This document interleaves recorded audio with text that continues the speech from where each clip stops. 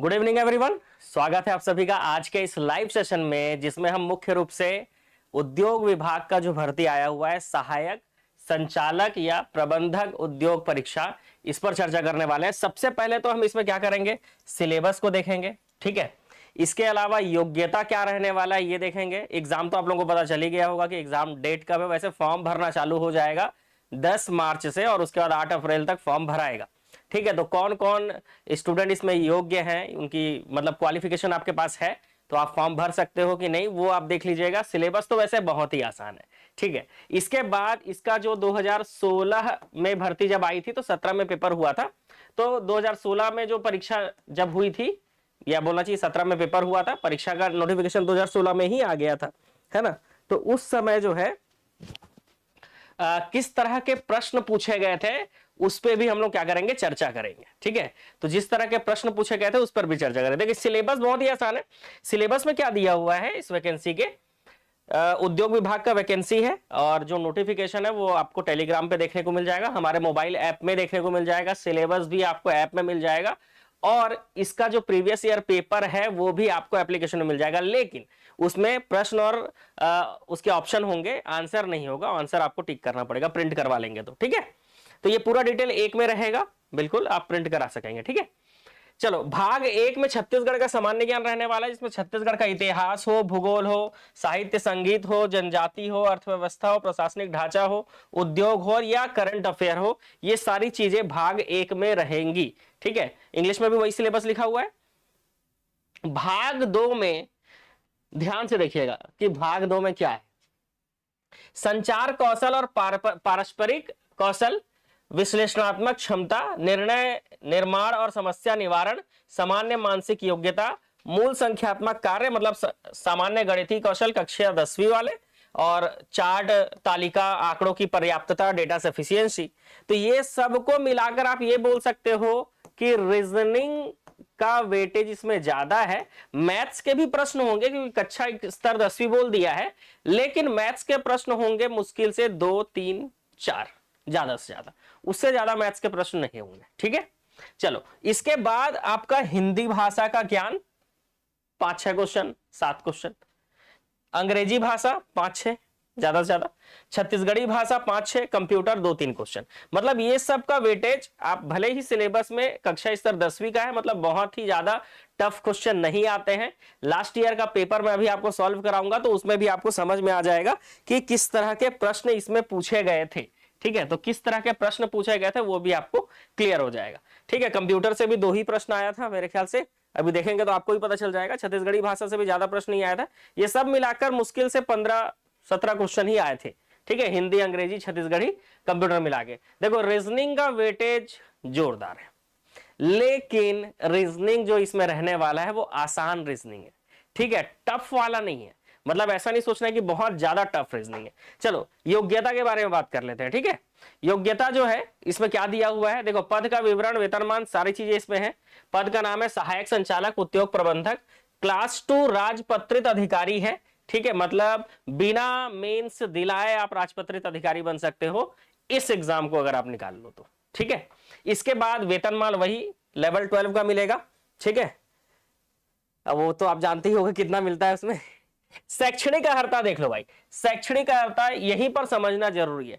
जो भी इंजीनियरिंग किए हुए हैं किसी भी सब्जेक्ट से आप फॉर्म भर सकते हो, क्लियर। किसी भी सब्जेक्ट से आपने इंजीनियरिंग किया हुआ है आप फॉर्म भर सकते हो, ठीक है। चलो आगे बढ़े। इसके अलावा मान लो जो इंजीनियरिंग नहीं किए हैं, तो अगर आप केमिस्ट्री, कॉमर्स, इकोनॉमिक्स, फिजिक्स, है ना, ये सब में अगर आपके पास क्या है, मास्टर डिग्री है, क्या डिग्री हो, मास्टर डिग्री है, स्नातकोत्तर मतलब स्नातक के ऊपर मास्टर डिग्री, तो भी आप फॉर्म भर सकते हो। या किसी भी मान्यता प्राप्त से आपने एमबीए या पीजीडीएम किया हुआ है, ठीक है। मतलब पीजीडीएम वो एमबीए का डिप्लोमा होता है, तो एमबीए या पीजीडीएम किया हुआ है तो भी आपको क्या कर सकते हो, आप इसमें फॉर्म भर सकते हो। तो 3 कंडीशन है भाई, या तो आप इंजीनियरिंग किए हो, ठीक है, एमकॉम वाले भर सकते हैं। जो भी आपका डाउट रहेगा ना आप अभी पूछ लेना, या फिर आप कमेंट में भी पूछ सकते हो।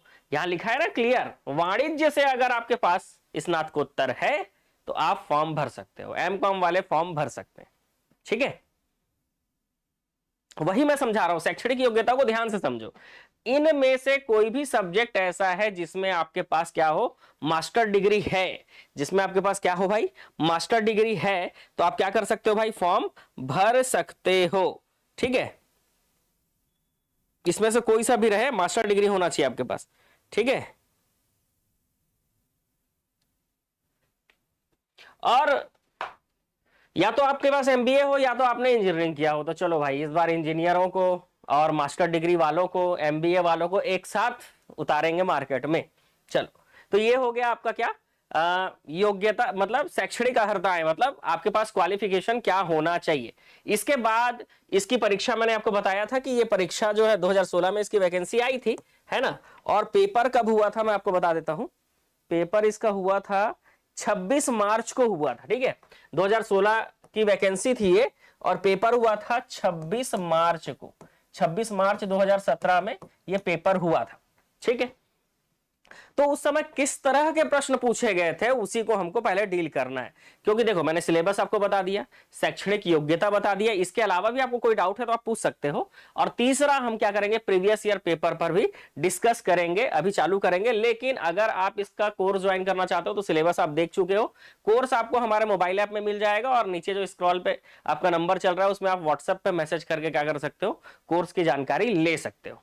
ठीक है, इसके अलावा मैं आपको बता दूं कि ये जो पेपर है, ये पेपर अगर हम ठान ले तो निकालना आसान है, क्योंकि जो एग्जाम डेट दिया हुआ है, ठीक है, एग्जाम डेट दिया हुआ है, एक मिनट ना,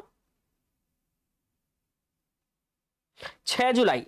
ठीक है, इस पेपर का अभी 2025 में है ना, एग्जाम कब होगा भाई, तो एग्जाम होगा 6 जुलाई 2025 में। ठीक है, इसके बाद नेक्स्ट कब आएगा नहीं पता, जब भी आना होगा आएगा वैकेंसी, लेकिन 6 जुलाई को ये पेपर होने वाला है 2025 में। और अभी हम 2016 का पेपर जो है डिस्कस करेंगे। ठीक है, और इसका जो कोर्स है अगर आप इसको ज्वाइन करना चाहते हो तो एप्लीकेशन में जाकर आप हमारा मोबाइल ऐप डाउनलोड करके वहां से ज्वाइन कर सकते हो। कोर्स की प्राइस जो है वो 399 नहीं है, यहां पर आप कूपन कोड लगा लीजिएगा युवा 50, और आपको ये कोर्स मिल जाएगा 205 रुपए में मात्र, कंप्लीट सिलेबस के साथ। लाइव क्लासेस रहेंगी, साथ में आपके जो भी लाइव क्लास हो रहा है उसका पूरा रिकॉर्डेड वीडियो रहेगा, अनलिमिटेड देख सकते हो। इसके अलावा पीडीएफ नोट्स होंगे उसमें। ठीक है, चलो तो क्वेश्चन को डील करना चालू करते हैं। ठीक है, सारे तरह के डाउट मेरे ख्याल से क्लियर हो गए होंगे, किसी तरह का डाउट है तो पूछ लीजिए, फिर हम क्या करेंगे, सीधा हम क्या करेंगे, क्वेश्चन को डील करना चालू करेंगे। ठीक है, मैं एक बार और देख लेता हूं आप लोगों के कोई भी किसी भी प्रकार का आपको डाउट होगा। ठीक है,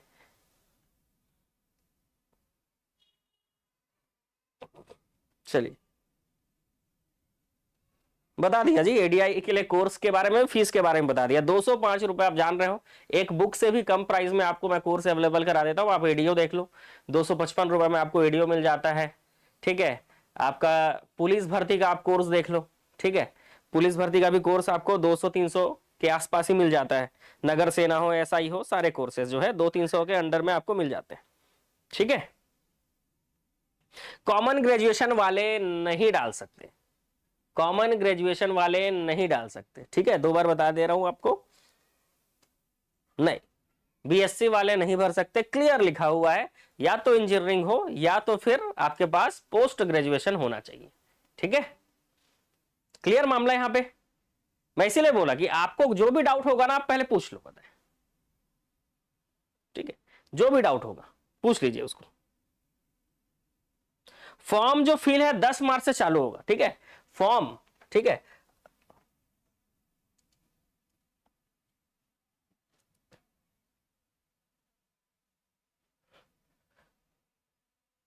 फॉर्म जो है, फॉर्म भरना चालू होगा 10 मार्च से।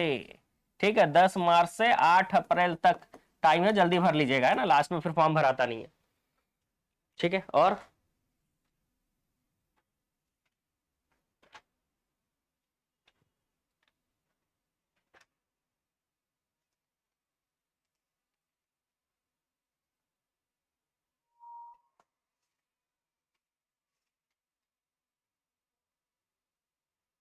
2000 क्वेश्चन नहीं जी, वो 20,000 क्वेश्चन वाला जो ऑब्जेक्टिव सीरीज है ना, उसका पीडीएफ प्रिपेयर होकर पहले एप्लीकेशन में डलेगा, ताकि आप उसका क्या कर सको, प्रिंट करा सको। फिर एक एक दिन में 500-500 प्रश्न, 400-500 प्रश्न करके हम लोग बहुत ही जल्दी 20,000 प्रश्न कर लेंगे। ठीक है, अभी उसकी कुछ कुछ क्लासेस तो चल रही है, लेकिन अभी प्रॉपर उसका जो क्लास है ना, जो 400-500 क्वेश्चन एक दिन में करने वाला, वो चालू नहीं हुआ है। वो पहले पीडीएफ आप लोगों को मिलेगा, क्योंकि पीडीएफ के बिना आप उसमें टिक नहीं लगा पाओगे। क्योंकि देखो कोर्स है 20,000 प्लस प्रश्न ऑब्जेक्टिव वाला, उसका पीडीएफ अगर आपको पहले मिल जाएगा तो आप क्या करोगे, उसको प्रिंट कराओगे। एक दिन पहले ही मिल जाए तो प्रिंट करा के आप रखोगे, फिर जब उसकी क्लास होगी तो आप टिक करते जाओगे। ठीक है, चलो। तो अब हम लोग क्या करते हैं, पिछले साल मतलब 2016 में जब भर्ती आई थी, तो क्या क्राइटेरिया था, किस तरह का क्वेश्चन पूछा गया था, उस पर बात करते हैं। ठीक है, उस पर बात करते हैं।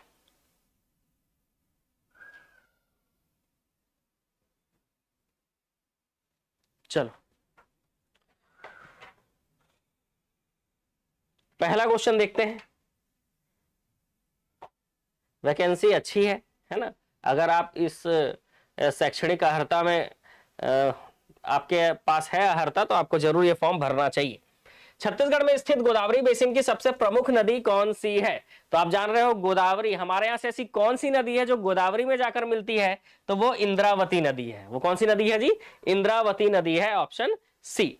निम्नलिखित कोयला क्षेत्र भंडार में किससे दृष्टि से छत्तीसगढ़ का सबसे बड़ा कोयला भंडार क्षेत्र कौन सा है? तो आप सभी जानते हैं कि छत्तीसगढ़ का सबसे बड़ा कोयला भंडार क्षेत्र जो है वो मांड नदी घाटी रायगढ़ है। ठीक है, मांड नदी घाटी रायगढ़। ठीक है, जैसे उत्पादन सबसे ज्यादा कोरबा से होता है, लेकिन सबसे ज्यादा कोयला जो है वो मांड नदी घाटी में। नेक्स्ट, छत्तीसगढ़ के निम्नलिखित में से किस खनिज के उत्खनन में राष्ट्रीय खनिज विकास निगम मतलब एनएमडीसी संलग्न है? ठीक है, एनएमडीसी किस खनिज के, किस एनएमडीसी जो है वो किस खनिज के विकास में या कौन सा खनिज का उत्खनन करती है? ठीक है, ये प्रश्न है आपका। ठीक है, चलो आंसर बताते चलना है आप लोगों को भी साथ में, ताकि देखें कि आप पेपर में बैठे होते तो क्या आंसर लेते।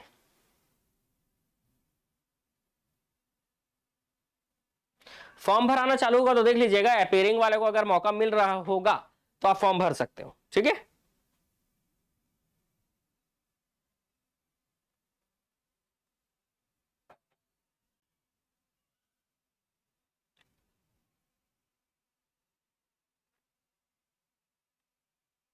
चलो देखो भाई, आप जानते हो एनएमडीसी जो है वो किस चीज का उत्खनन करती है भाई छत्तीसगढ़ में? तो लोहे का। ठीक है, किसका? लोहे का। नेक्स्ट क्वेश्चन, मुरुम सिल्ली बांध किस नदी पर है? तो आप जानते हो धमतरी जिले में महानदी की एक सहायक नदी है जिसका नाम है सिलियारी नदी। इसी पर जो बांध है, इसी को मुरुम सिल्ली या फिर मॉडम सिल्ली बांध कहा जाता है। ठीक है, इसी क्या कहा जाता है? मॉडम सिल्ली बांध। छत्तीसगढ़ के अधिसूचित बायोस्फीयर रिजर्व का क्या नाम है? आप जानते हो छत्तीसगढ़ में देश का 14वां बायोस्फीयर रिजर्व है। वैसे पूरे देश में 18 बायोस्फीयर रिजर्व है, लेकिन उसमें 14वें नंबर का जो बायोस्फीयर रिजर्व है वो है अचानक मार अमरकंटक बायोस्फीयर रिजर्व। ठीक है, तो ये छत्तीसगढ़ में है। ठीक है, छत्तीसगढ़ और मध्य प्रदेश को मिलाकर। मड़वा तेंदुभाटा में विद्युत उत्पादन के लिए, ठीक है क्वेश्चन है आपका, कि मड़वा तेंदुभाटा में विद्युत उत्पादन के लिए छत्तीसगढ़ राज्य विद्युत उत्पादन द्वारा कंपनी द्वारा कितनी इकाइयां लगाई गई है? ठीक है, जैसे मड़वा तेंदुभाटा का क्वेश्चन पहले भी मतलब उस समय पूछा गया था और अभी भी इससे संबंधित प्रश्न पूछे जाते हैं एग्जाम में। ठीक है, अभी भी इससे संबंधित प्रश्न जो है वो पूछे जाते हैं एग्जाम में। ठीक है, तो ये जो मड़वा तेंदुभाटा आपका थर्मल पावर प्लांट है ना, जो थर्मल पावर प्लांट है मड़वा तेंदुभाटा, इसकी क्षमता कितनी है आपको बताना है पहले। ठीक है, इसकी क्षमता कितनी है?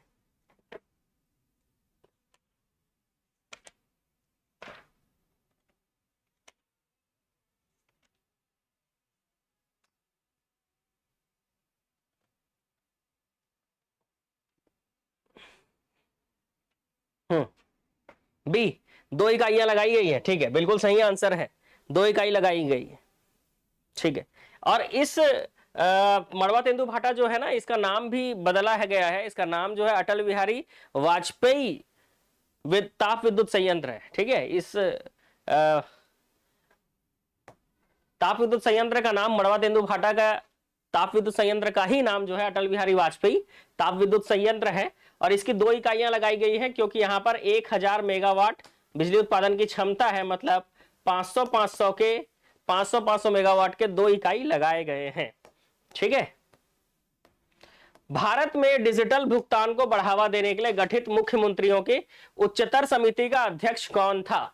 तो सीधी सी बात है, 2016 में जब ये गठित किया गया था तो उस समय आंध्र प्रदेश के मुख्यमंत्री चंद्रबाबू नायडू को क्या किया गया था, इसके बनाया गया था, आपका अध्यक्ष बनाया गया था, ठीक है। तो उस समय आंध्र प्रदेश के मुख्यमंत्री चंद्रबाबू नायडू को बनाया गया था। करंट का क्वेश्चन है, 2016 में 20वां राष्ट्रीय युवा उत्सव किस राज्य में हुआ था? तो उस समय तो पश्चिम बंगाल में हुआ था। अभी देखो 2025 चल रहा है, ठीक है, 2025 चल रहा है और अभी जो है 28वां, अभी कौन सा 28वें नंबर का राष्ट्रीय युवा महोत्सव मनाया गया है और ये मनाया गया है नई दिल्ली में, याद रखेंगे, ठीक है। कौन से नंबर का? 28वें नंबर का युवा महोत्सव, राष्ट्रीय युवा महोत्सव बनाया गया। कहां भाई? इसका आयोजन कहां हुआ? नई दिल्ली में हुआ है, ठीक है। तो ये भी याद रखेंगे, करंट का क्वेश्चन है। अम्लीय वर्षा की खोज किनके द्वारा की गई? तो अम्लीय वर्षा की खोज की गई थी रॉबर्ट स्मिथ के द्वारा, ठीक है। अम्लीय वर्षा की खोज किसके द्वारा की गई? रॉबर्ट स्मिथ के द्वारा, ठीक है, याद रहेगा। देखो भाई, मैं आपको क्या कर रहा हूं, प्रीवियस ईयर पेपर करा रहा हूं कि जब ये एग्जाम हुआ था तो किस तरह के प्रश्न आए थे, ठीक है। तो प्रीवियस ईयर पेपर सॉल्व करने का फायदा ये होता है ना कि हमको आइडिया लगता है कि जब हम एग्जाम में बैठेंगे तो किस तरह से क्वेश्चन को हमको सॉल्व करना है, ठीक है। तो आप किसी भी एग्जाम की तैयारी कर रहे हो, आपको प्रीवियस ईयर पेपर का एनालिसिस देखना चाहिए।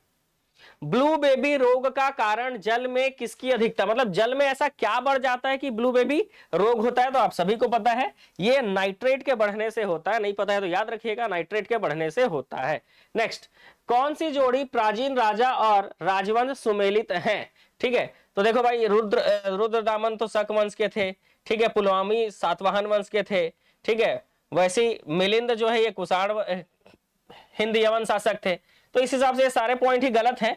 पहला पॉइंट सही है, बस मूलदेव जो है वो शुंग वंश के शासक थे, मूलदेव, ठीक है। तो आंसर ए होगा। निम्नलिखित में से कौन गुप्त वंश का प्रथम शासक था? तो गुप्त वंश का प्रथम शासक हम क्या बोलते हैं? श्रीगुप्त को। लेकिन वास्तविक शासक अगर पूछता है, वास्तविक संस्थापक पूछता है, तब हम चंद्रगुप्त प्रथम आंसर लेते हैं। अभी आंसर सी होगा, ठीक है। दक्षिण भारत में चोलों के समय स्थानीय प्रशासन की कितनी इकाइयां थी? कौन सी इकाइयां थी? उर, कोट्टम, वलनाडु, नगरम। तो 1 2 3 4 चारों ही थे, इसीलिए आंसर आएगा ऑप्शन ई, ठीक है। निम्नलिखित में से कौन सी जोड़ी प्राचीन भारत के विद्वान और उनकी रचना सुमेलित नहीं है? तो विशाख दत्त का मुद्रा राक्षस सुमेलित है, भवभूति का मालती माधव सुमेलित है, बाण भट्ट का कादंबरी और कल्हड़ का राजतंगरी सुमेलित है, ठीक है। भास का विक्रमोर्वशीयम नहीं है, भास की रचना का नाम है स्वप्न वासव दत्ता, ठीक है। भास की रचना का नाम क्या है? स्वप्न वासव दत्ता।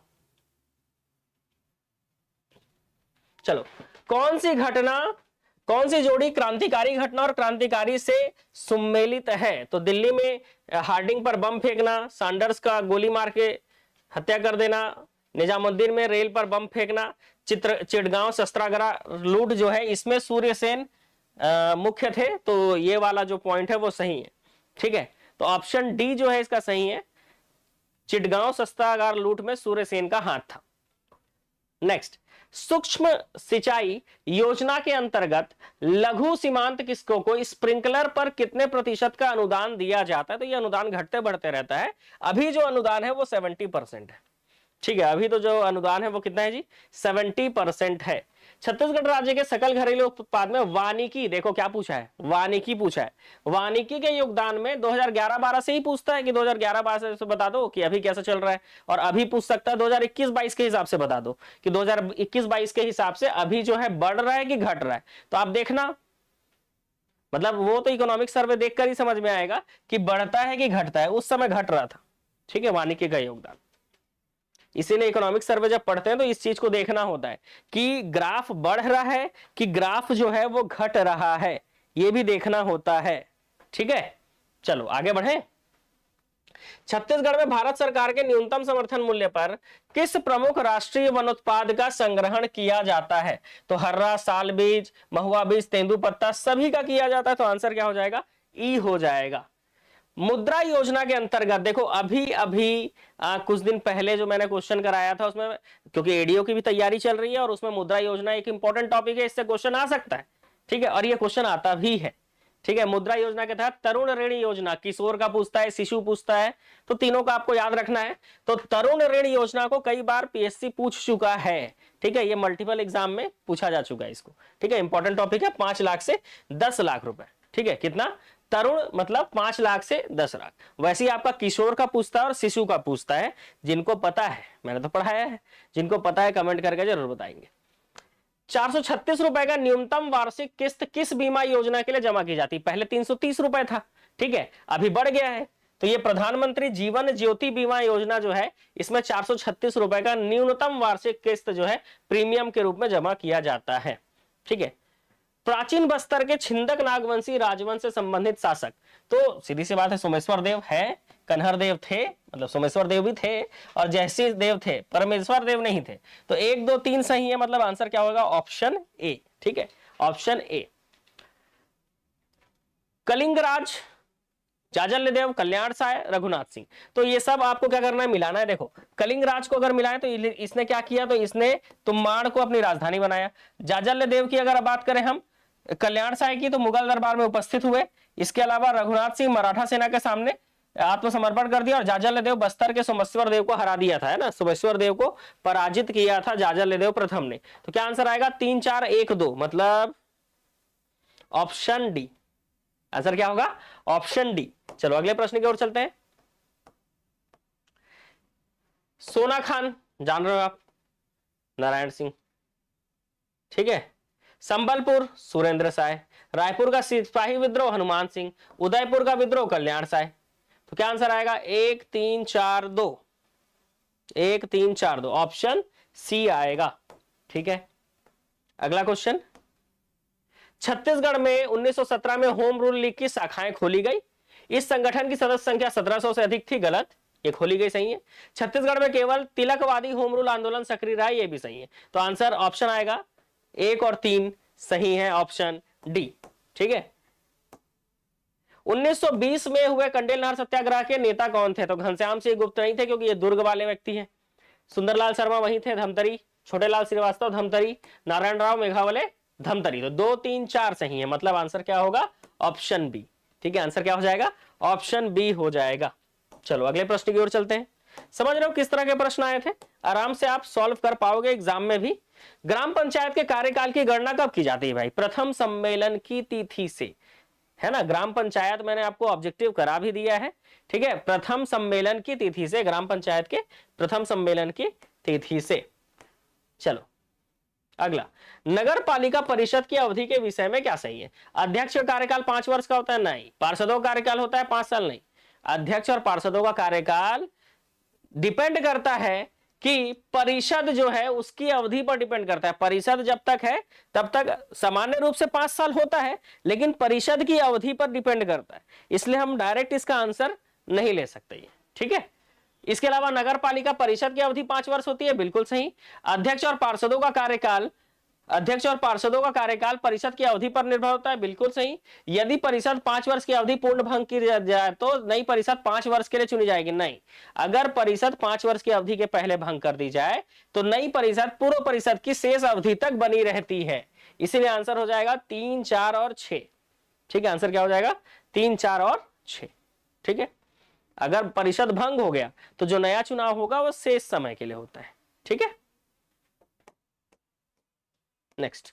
और 6 महीने से कम समय बचा है तो चुनाव नहीं होता, फिर वो फिर नए के लिए होता है सीधा। यदि मुख्य नगर पालिका अधिकार, अच्छा, नगर पालिका परिषद के बजट में क्या सही है? यह मुख्य नगर पालिका अधिकारी द्वारा तैयार किया जाता है, बिल्कुल सही। इसके बाद इसे वित्त समिति या सपरिषद अध्यक्ष को समय रखा जाता है, बिल्कुल सही। वित्त समिति या सपरिषद अध्यक्ष बजट को उपांतित करते हैं, बिल्कुल सही। तत्पश्चात नगर पालिका परिषद बजट को परिवर्तन सहित या बिना किसी परिवर्तन के पारित करेगी और तत्पश्चात इसे अंतिम स्वीकृति के लिए राज्य शासन को भेजा जाएगा। ये पूरा प्रोसेस होता है बजट को पारित करने का। बढ़िया है, एक क्वेश्चन के माध्यम से आपने क्या किया, पूरा बजट को समझ लिया, पूरा बजट के प्रोसेस को आपने क्या किया भाई, समझ लिया। ठीक है, नगर पालिका परिषद के बारे में। भारत में कृषि भूमि जोत कर लगाने की, मतलब कृषि भूमि जोत पर कर लगाने की सिफारिश किस समिति ने की? तो ये किया था राज्य समिति ने। ठीक है, ये किसने किया था? राज्य समिति ने किया था। चलो अगले प्रश्न की ओर चलते हैं। प्रधानमंत्री कृषि सिंचाई योजना में केंद्र सरकार का योगदान कितना है? तो पहाड़ी क्षेत्रों के लिए तो वैसे योगदान 90-10 का है, लेकिन नॉर्मल जो पहाड़ी क्षेत्रों को छोड़ दिया जाए तो 75-25 का है। 75 केंद्र और 25 राज्य। तो केंद्र सरकार का प्रतिशत कितना होगा? केंद्र सरकार का योगदान कृषि सिंचाई योजना में 75% याद रखेंगे। ठीक है, निम्नलिखित में से कौन सा कार्य महात्मा गांधी के अनुसार हिमालय जैसी बहुत बड़ी भारी गलती थी? क्योंकि वो जैसा चाहते थे ये आंदोलन उस तरह से नहीं चल पाया। वो हिंसा नहीं चाहते थे लेकिन हिंसा हुई इस आंदोलन में। ठीक है, इसलिए महात्मा गांधी के अनुसार हिमालय जैसी ये बहुत बड़ी गलती थी। ऐसे उनके हिसाब से बहुत कुछ था, बहुत कुछ गलत हुआ था। ठीक है, चलो असहयोग आंदोलन से संबंधित कौन से क्षेत्रीय आंदोलन थे? एका आंदोलन, बिजौलिया, अकाली और अल्लूरी सीताराम राजू का जो आंदोलन था, ये सब असहयोग आंदोलन से संबंधित थे। इसलिए आंसर आएगा ऑप्शन ई। ठीक है, इनके आंदोलन भी असहयोग आंदोलन से ही प्रेरित थे। चलो, कौन सी जोड़ी सुमेलित नहीं है? कौन सी जोड़ी सुमेलित नहीं है? ठीक है, तो देखो साइमन कमीशन, द्वैध शासन की समाप्ति, ये सही है। नेहरू रिपोर्ट, नेहरू रिपोर्ट में औपनिवेशिक अधिराज्य का दर्जा मांगा गया था। 1929 के कांग्रेस अधिवेशन में पूर्ण स्वराज मांगा गया था। रैमजे मैकडॉनल्ड ने सांप्रदायिक पंचायत की शुरुआत इसी ने की थी, ये सब सही है। लेकिन जो सविनय अवज्ञा आंदोलन है ये 1928 के सर्वदलीय सम्मेलन में चालू नहीं हुआ था। ये सविनय अवज्ञा आंदोलन वही है, दांडी यात्रा, दांडी मार्च है ना, महात्मा गांधी ने चालू किया था 1930 में। ठीक है, तो इसलिए ये पॉइंट गलत हो गया, ऑप्शन बी। प्राचीन छत्तीसगढ़ के पांडु वंश के निम्नलिखित किस शासक ने मौखरी राजकुमारी वासाटा से विवाह किया था? तो हर्षगुप्त का विवाह मौखरी राजकुमारी वासाटा से हुआ था। ठीक है, हर्षगुप्त का विवाह मौखरी राजकुमारी वासाटा से हुआ था। समझ में आ रहा है ना किस तरह के प्रश्न पूछे गए थे? और ये इस तरह के प्रश्न देखो लग रहा है ना बन जाएगा इस तरह के प्रश्न। प्राचीन छत्तीसगढ़ का उत्तरी भाग मौर्य साम्राज्य में शामिल था, बिल्कुल सही। सरगुजा क्षेत्र की सीता बेंगरा और जोगीमारा गुफाओं में ब्राह्मी लिपि में मौर्यकालीन अभिलेख मिले हैं, बिल्कुल। इसी से तो पता चलता है कि सरगुजा वाला हिस्सा मौर्य काल में शामिल था। अभिलेख नहीं मिलते तो पता कैसे चलता? और अशोक के कलिंग अभिलेखों से इसकी पुष्टि होती है, गलत। अशोक के कलिंग अभिलेख से इसकी पुष्टि नहीं होती। तो 1 और 2 बस सही है, मतलब आएगा आंसर ऑप्शन बी। ठीक है, आंसर क्या जाएगा? ऑप्शन बी आएगा। नेक्स्ट, अच्छा क्वेश्चन है। 10 अगस्त 1942 रायपुर में विद्यार्थियों का जुलूस, रणवीर सिंह शास्त्री ने लीडरशिप किया था, इसमें सही है। 2 अक्टूबर 1942 में बिलासपुर में विशाल जुलूस का नेतृत्व किसने किया था? भुवन भास्कर सिंह। ठीक है, बिलासपुर भुवन भास्कर सिंह, रायपुर रणवीर सिंह शास्त्री। ऐसे ही र से र मिला के ब से भ मिला के याद करना होता है। दुर्ग के कचहरी में आग किसने लगाया था? रघुनंदन सिंगरौल ने। और 42 को नागपुर हाईकोर्ट भवन पर तिरंगा किसने फहराया था? ठाकुर रामकृष्ण सिंह ने। ये ठाकुर रामकृष्ण सिंह के उन्हीं के बेटे हैं, ठाकुर प्यारेलाल सिंह के। ठीक है, ठाकुर प्यारेलाल सिंह के बेटे हैं ना भाई। और उसके बाद अक्टूबर 1942 में रायपुर सेंट्रल जेल में डायनामाइट उड़ाने का प्रयास, ये बिलख नारायण अग्रवाल का था, है ना।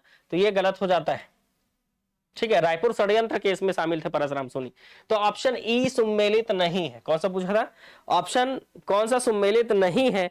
तो ऑप्शन ई जो है वो सुमेलित नहीं है। ठीक है, चलो भाई, ऑप्शन ई जो है वो क्या है? सुमेलित नहीं है। जितने भी लाइव देख रहे हैं एक बार वीडियो को लाइक कर देंगे, है ना। एक ही बार करना है, 2 बार नहीं। दक्षिण भारत की सबसे ऊंची चोटी, कई बार पढ़ा चुका हूं। ठीक है, दक्षिण भारत की सबसे ऊंची चोटी जो है, ऐसे तो बोलना चाहिए कि अनाईमुड़ी जो है वो दक्षिण भारत की सबसे ऊंची चोटी है, लेकिन दक्षिण भारत में सिर्फ अनाईमुड़ी ही नहीं, उसके साथ साथ बहुत सारी जो है उसमें ऊंची चोटियां हैं दक्षिण भारत में। ठीक है भाई,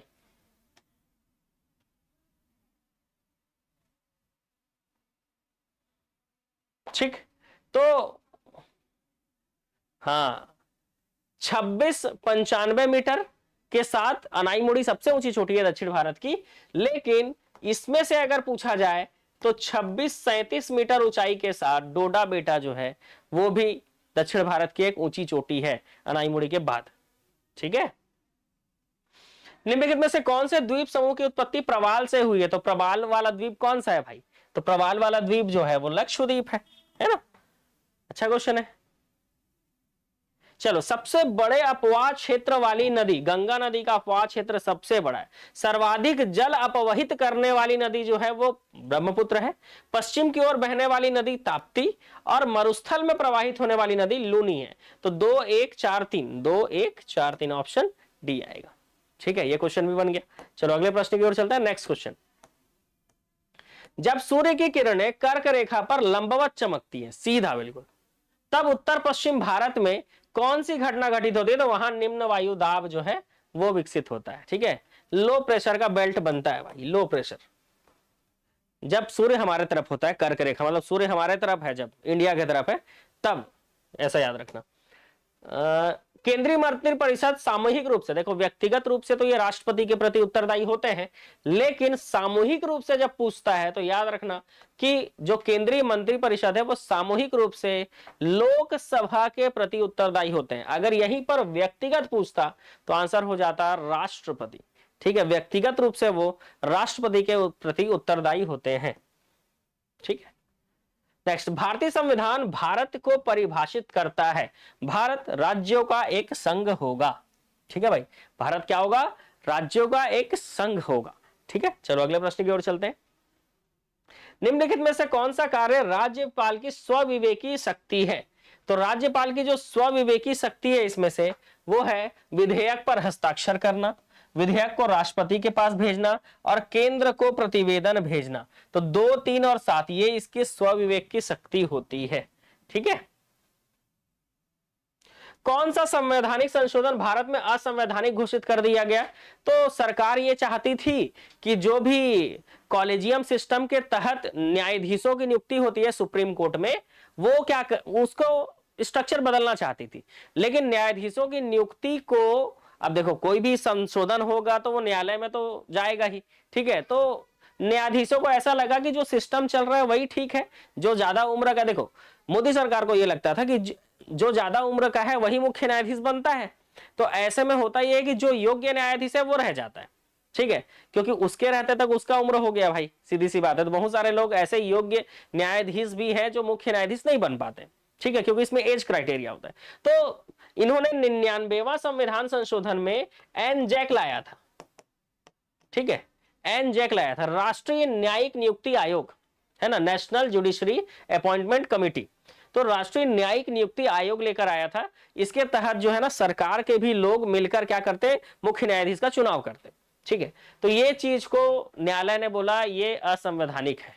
ठीक है, ये क्या है भाई? असंवैधानिक है, और इसको कर दिया उन्होंने असंवैधानिक घोषित। तो वर्तमान में भी कॉलेजियम सिस्टम ही चलता है। ठीक है, कॉलेजियम सिस्टम का मतलब यही होता है 3 और 1 मिलाकर जो है क्या होंगे, जो उस कमेटी में जो सबसे ज्यादा उम्र का होगा वो मतलब जितने भी हाई कोर्ट के मुख्य न्यायाधीश हैं है ना, और सुप्रीम कोर्ट में न्यायाधीश है, उसमें से लिया जाता है, जो सबसे ज्यादा उम्र का होता है वही मुख्य न्यायाधीश बनता है। ठीक है, बहुत ही आसान प्रोसेस है कॉलेजियम सिस्टम। ग्राम सभा की बैठकों में महिलाओं की गणपूर्ति कितनी होती है? तो ग्राम सभा की बैठकों में महिलाओं की गणपूर्ति होती है 1/3। ठीक है, ग्राम सभा की बैठकों में महिलाओं की जो गणपूर्ति होती है वो 1/3 होती है। ठीक है, चलो आगे बढ़ते हैं। सैला नृत्य कौन करते हैं? तो आप जानते हो सैला नृत्य बैगा जनजाति के लोग करते हैं। नेक्स्ट, बांस गीत कौन गाते हैं? तो बांस गीत कौन गाते हैं भाई? तो राउत लोग बांस गीत गाते हैं। चलो अगला, गोदना गोदने वाली अनुसूचित जनजाति कौन सी है? तो गोदना गोदने वाली अनुसूचित जनजाति है ओझा, ओझा गोण। ठीक है, नेक्स्ट, वर्ष 2015 के लिए फुटबॉल में वर्ष का भारतीय खिलाड़ी कौन चुना गया था? तो उस समय युगेंशन लिंगदोह चुने गए थे। वर्तमान में आप कमेंट कीजिएगा कि वर्तमान में इस वर्ष का फुटबॉल खिलाड़ी, भारतीय खिलाड़ी कौन है ना, फुटबॉल ऑफ द ईयर कौन है, ठीक है। और उसका भी नाम भारत में फुटबॉल के लिए किनको जाना जाता है। धीरेन्द्र सिंह कमेटी रिपोर्ट का संबंध किससे है? तो धीरेन्द्र सिंह कमेटी रिपोर्ट का संबंध जो है वो रक्षा खरीदी से है। किससे? रक्षा खरीदी। चलो, योग्यता परीक्षण, देखो बहुत ही आसान क्वेश्चन है। रीजनिंग के क्वेश्चन बहुत ज्यादा टफ नहीं होते हैं, और मैं आपको यही बोलूंगा कि क्लास छोड़कर नहीं भागोगे तो आपको रीजनिंग भी समझ में आएगा। यहां पर ये पूछ रहा है कि आप ऐसा कुछ बताओ, या P और Q के जगह पर ऐसा कुछ रखो कि 8 और 11 से भागित हो जाए। 8 और 11 से भाग देने के लिए ना एक चीज समझना बहुत जरूरी होता है कि ये लास्ट में देखो 5, 8 और Q लिखा है, तो Q के जगह पे आप क्या करो, पहले ये वाला ये 6 रख के देखो, 6 और 4 और 8 है। तो ऐसे तो समझ में आ रहा है कि दो ऑप्शन में 4 है, तो यही आंसर होना चाहिए, नहीं दोनों में से एक, लेकिन तुक्का नहीं लगाते हैं ना मैथ्स रीजनिंग में, ठीक है। चलो 6 लगा के देखते हैं, तो ये 8 से भाग देना चाहिए, तो 8 सत्ते 56 और फिर 2 बचेगा, तो ये 8 से भाग नहीं जा रहा है, इसीलिए पहला ऑप्शन नहीं होगा। अब दूसरा ऑप्शन 5, 8, 4 रखो, ठीक है, मतलब लास्ट की 3 संख्याएं अगर 8 से भाग चले जाए तो पूरी संख्या 8 से भाग जा सकती है, ठीक है। तो अब यहां पे 4 है, सेकंड वाला नंबर, Q के जगह पे 4 रख के देखते हैं, तो 8 सत्ते 56 और 2 बचेगा, 8 तिया 24, मतलब ये पूरी तरह से भाग जा रहा है। मतलब बी और सी में देखो, ए ऑप्शन और डी ऑप्शन तो गलत हो गया, अब बचा बी और सी में कोई एक सही है। तो एक काम करते हैं, पहले बी को ट्राई करते हैं, ठीक है, बी को ट्राई करते हैं, और हम लोग पी के जगह पे क्या लिख देते हैं, पी के जगह पे लिख देते हैं हम 6, और Q के जगह पे लिख देते हैं 4, ठीक है, Q के जगह पे क्या लिख देते हैं 4, और 8 से हमने ट्राई कर लिया है, अब हमको 11 से ट्राई करना है। तो 11 का नियम क्या बोलता है समझना, एकदम आसान ट्रिक है भाई, है ना। 11 का नियम ये बोलता है कि 1, 3, 5, 7, मतलब ये विषम नंबर पे, ये विषम संख्या, ये विषम संख्या स्थान पर है, ये विषम स्थान पर, उसके बाद ये विषम स्थान पे, ठीक है, उसके बाद बाकी सब जो बच गए वो सम स्थानों पर है। तो विषम स्थान पर जो संख्याएं उनको जोड़कर सम स्थानों पर जो संख्याएं उनको क्या कर देना होता है, घटा देना होता है।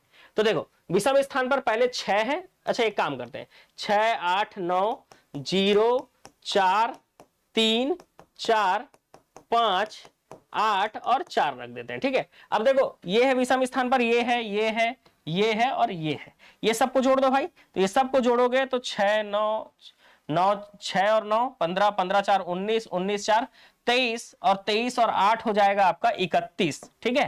अब इसको जोड़ो भाई, 8 और 0 8 ही होगा, 8 और 3 9, 10, 11, 11 और 5, तो 11 और 5 होगा आपका 16, 16 और 4 कितने हो जाएंगे 20, तो उसको जोड़कर आ जा रहा है 20। तो विषम स्थान पर जो है और सम स्थान पर जो है घटा दो, तो कितना आ गया 11 आ गया। तो 11 11 से भाग नहीं जाएगा, 0 या 11 आना चाहिए, क्या आना चाहिए 0 या 11, अगर 0 या 11 आ गया तो वो 11 से भाग चले जाएगा, मतलब ये ऑप्शन सही है, सी को चेक करना ही नहीं पड़ा। अगर ये 11 से भाग नहीं जाता, यहां पे 0 या 11 नहीं आता, तो सीधी बात थी आंसर सी होता, चेक नहीं करना पड़ता। बी हो गया, चेक किए, बी आंसर आ गया, ठीक ठीक मारे, आगे बढ़े सीधा। अगर बी नहीं आता तो सी को चेक करने की जरूरत नहीं पड़ती, सीधा आंसर टिक कर सकते थे। आया मामला समझ में? रीजनिंग आसान चीज है, बस प्रैक्टिस में होना चाहिए। चलो अगला क्वेश्चन, दो संख्याएं P और Q 5 से विभाज्य, मतलब 5 से भाग जा सकते हैं, कौन सा आवश्यक रूप से सत्य नहीं है? तो मान लो P का मान 10 ले लेता हूं और Q का मान 5 ले लेता हूं, ठीक है। तो पहला ऑप्शन को देखते हैं, 10 का स्क्वायर प्लस 5 का स्क्वायर, मतलब 10 दाम 100 और 5 पंचे 25, तो कितना हो जाएगा 125। 125 को 25 भाग दे सकता है कि नहीं? दे सकता है, मतलब ये सही पॉइंट है। अगला 10 का स्क्वायर माइनस 5 का स्क्वायर कर लेते हैं, P का मान 10 ले लिए हैं और Q का मान 5 ले लिए, तो ये हो जाएगा 100 माइनस 25, तो कितना हो जाएगा 75।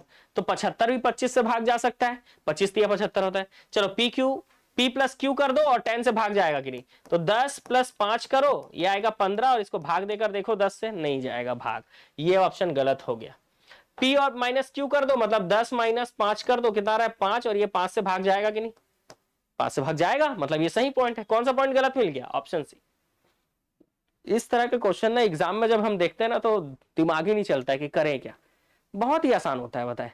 पी को मैंने 10 मान लिया, क्यू को मैंने 5 मान लिया, तुरंत बन गया, क्योंकि ऐसी संख्या माननी थी जो 5 से भाग जा सके। ठीक है, आ रहा है मामला समझ में? देखो बताओ रीजनिंग समझ में आ रहा है कि नहीं जो बता रहा हूं मैं आपको, आ रहा है? ठीक है, चलो अगले क्वेश्चन की ओर चलते हैं।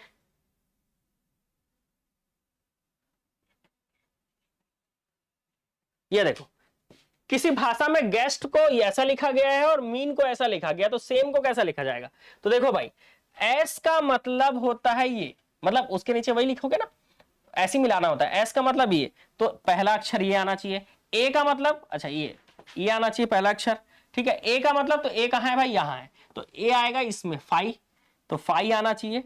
उसके बाद एम, एम किसमें? इसी में है, तो एम का मतलब क्या होगा? तो एम पहला अक्षर है, तो इसका पहला अक्षर क्या हो जाएगा? थीटा, तो थीटा आना चाहिए। ई किसमें है भाई? इसी में, तो ई का मतलब क्या हो जाता है? ये गामा। तो ऐसा कोई ऑप्शन दिख रहा है क्या? हड़बड़ी में लोग इसको टिक मार देते, ठीक है, हड़बड़ी में लोग इसको टिक मार देते, लेकिन ऐसा कोई ऑप्शन ही नहीं है, इसीलिए आंसर हो जाएगा इनमें से कोई नहीं।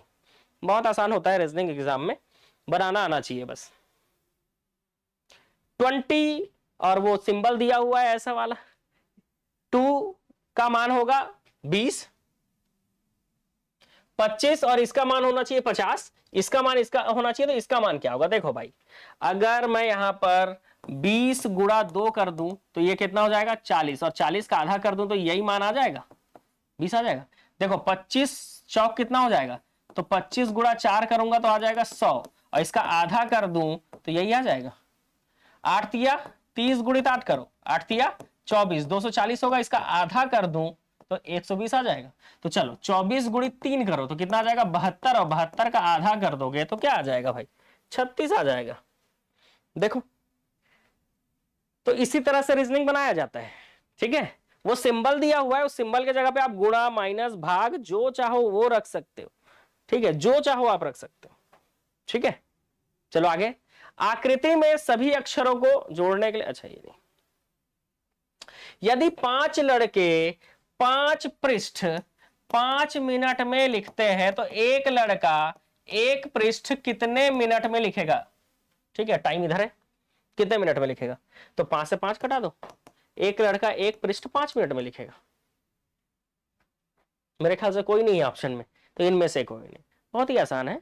जो भी दिया है सबको ऊपर रख दो, 5 लड़के हैं, 5 मिनट है, 5 दिन है, जो भी है, जो काम हो रहा है ना, काम को हमेशा नीचे रखते हैं। वो 5 पेज लिख रहे हैं, 5 पेज जो है लिखना वो काम है, ठीक है। तो हमेशा टाइम एंड वर्क के क्वेश्चन में काम, वर्क को नीचे रख दो, बाकी सारी चीजें ऊपर रख दो, तुरंत बनता है क्वेश्चन, ठीक है। टाइम एंड वर्क का मैंने कराया भी है एप्लीकेशन में, आप जाकर देख सकते हो, अगर वो पढ़े रहते तो आप इसको तुरंत बना सकते थे। इस तरह के प्रश्न बहुत ही आसान होते हैं एग्जाम में, बस इसका थ्योरी एक बार जो है कॉन्सेप्ट जरूर क्लियर कर लो। अक्षरों के विषम समूह को जमाइए, देखिए ए के बाद बी होता है, बी के बाद सी होता है, आई जे के, आई के बाद जे, उसके बाद के, क्यू के बाद क्यू, क्यू के बाद आर, आर के बाद एस, लेकिन देखो जी, जी के बाद एच, एच के बाद आई, ठीक है, चारों सही है। सी के बाद देखो, सी के बाद डी, डी के बाद ई आएगा, सी के बाद डी छोड़ दो तो ई आएगा, के बाद एल छोड़ दो तो एम आएगा, एस के बाद टी छोड़ दो तो यू आएगा, आई के बाद जे छोड़ दो तो क्या आएगा? आई जे के, लेकिन यहां पे क्या लिखा हुआ है? टी लिखा हुआ है, तो यही हो गया गलत। आंसर क्या हो जाएगा? ऑप्शन डी, ठीक है। मतलब क्रम देखना होता है बस, ए से बी छोड़ दिया, सी आ गया, सी के मतलब यहां देखो A B C D E F G, ऐसा लिख सकते हो उसमें, जिसमें ये और ये नहीं है, ठीक है। इसको लिखोगे आई जे के एल एम एन ओ, ये और ये नहीं है, देखो बाकी ऑप्शन है Q R S T U V W, ये नहीं है, ये नहीं है, ये नहीं है, देखो बाकी क्यू एस यू डब्ल्यू लिखा है, तो ये ऑप्शन क्या होना चाहिए था? जी एच आई जे के एल एम, एच नहीं होना चाहिए था, मतलब जी आई के एम होना चाहिए था यहाँ पे उस हिसाब से, लेकिन वो नहीं है, कुछ और लिखा हुआ है, मतलब वो अलग है, अलग को पूछा था, ठीक है। निम्नलिखित अक्षरों समूह में कौन सा दर्पण में ज्यों का त्यों दिखाई देगा? ठीक है, टी एस, देखो ये उल्टा हो गया, अलग दिख रहा है ना, उस तरफ का एस इस तरफ 2 बन जा रहा है भाई, तो ये गलत हो गया। चलो V O A M same दिख रहा है, ए सेम दिख रहा है, ओ दिख रहा है, वी, ये ऑप्शन देखो सेम टू सेम दिख रहा है, यहां से मैंने लिखना चालू किया, पहले V लिखा, फिर O लिखा, फिर A लिखा, फिर M लिखा, देखो सेम टू सेम दिख रहा है पूरा, समझ गए। तो दर्पण लगा दिया हमने बीच में हमने क्या लगा दिया भाई, दर्पण लगा दिया, देखो सेम दिख रहा है मामला समझ में। बाकी चेक करने की जरूरत ही नहीं है जब आंसर आ ही गया तो। संप्रेषण का मूल उद्देश्य क्या होता है? सूचना प्राप्त करना, सूचना प्रदान करना, ठीक है, सूचना प्राप्त करना, सूचना प्रदान करना। अच्छा एक क्वेश्चन यहां पे मैं छोड़ दिया था ना, उसको करा देता हूं, ठीक है। पहले इस प्रश्न का उत्तर दे दो। सूचना प्राप्त करना, सूचना प्रदान करना, प्रतिक्रिया प्राप्त करना, कार्य करवाना, उपरोक्त सभी होता है संप्रेषण का मूल उद्देश्य। ये क्वेश्चन ना, ये क्वेश्चन भी करा देता हूं, देखो समझ लेना भाई। इस सभी अक्षरों को जोड़ने के लिए कितनी रेखाओं की आवश्यकता होगी? तो इस तरह के प्रश्नों को कैसे सॉल्व करेंगे, तो देखो मैं बताता हूं ना, इस तरह के प्रश्नों को कैसे सॉल्व करेंगे समझना। एक बार समझाता हूं, एक बार में अगर समझ गए ना तो ये क्वेश्चन बन जाएगा। देखना, अगर मैं इसको जोड़ू इससे, एक H से तो जुड़ा ही हुआ है, 1 2 3 4 5, तो A को सबसे जोड़ने के लिए मेरे को 5 लाइन की जरूरत पड़ी।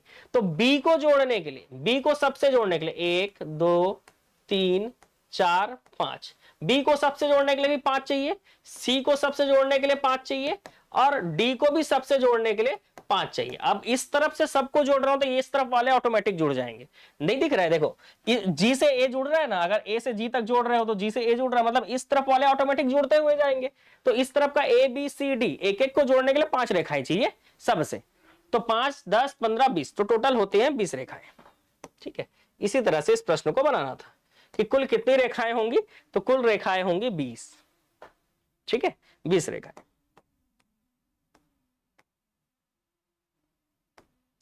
चलो अगले क्वेश्चन की ओर चलते हैं। कुछ लेंथी क्वेश्चन होंगे जिनको मैं छोड़ूंगा, है ना,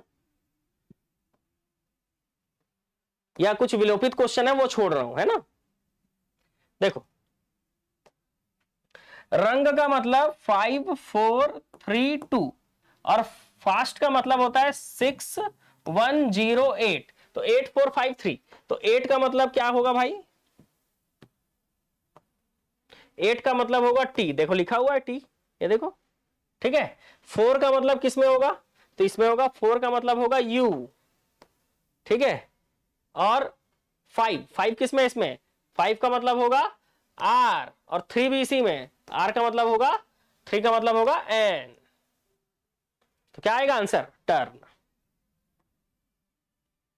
देखो आसान लग रहा है कि नहीं, एक बार हैंड रेस करो, पता जितने लोगों को लग रहा है कि आसान है। बॉटनी में पीजी किए हो तो फॉर्म डाल सकते हो कि नहीं, देख लेना, ऑप्शन आएगा तो। वैसे पोस्ट ग्रेजुएशन वालों को मिलेगा, है ना, ऑप्शन आ जाएगा, बस 2-4 दिन वेट कर लीजिए, ठीक है।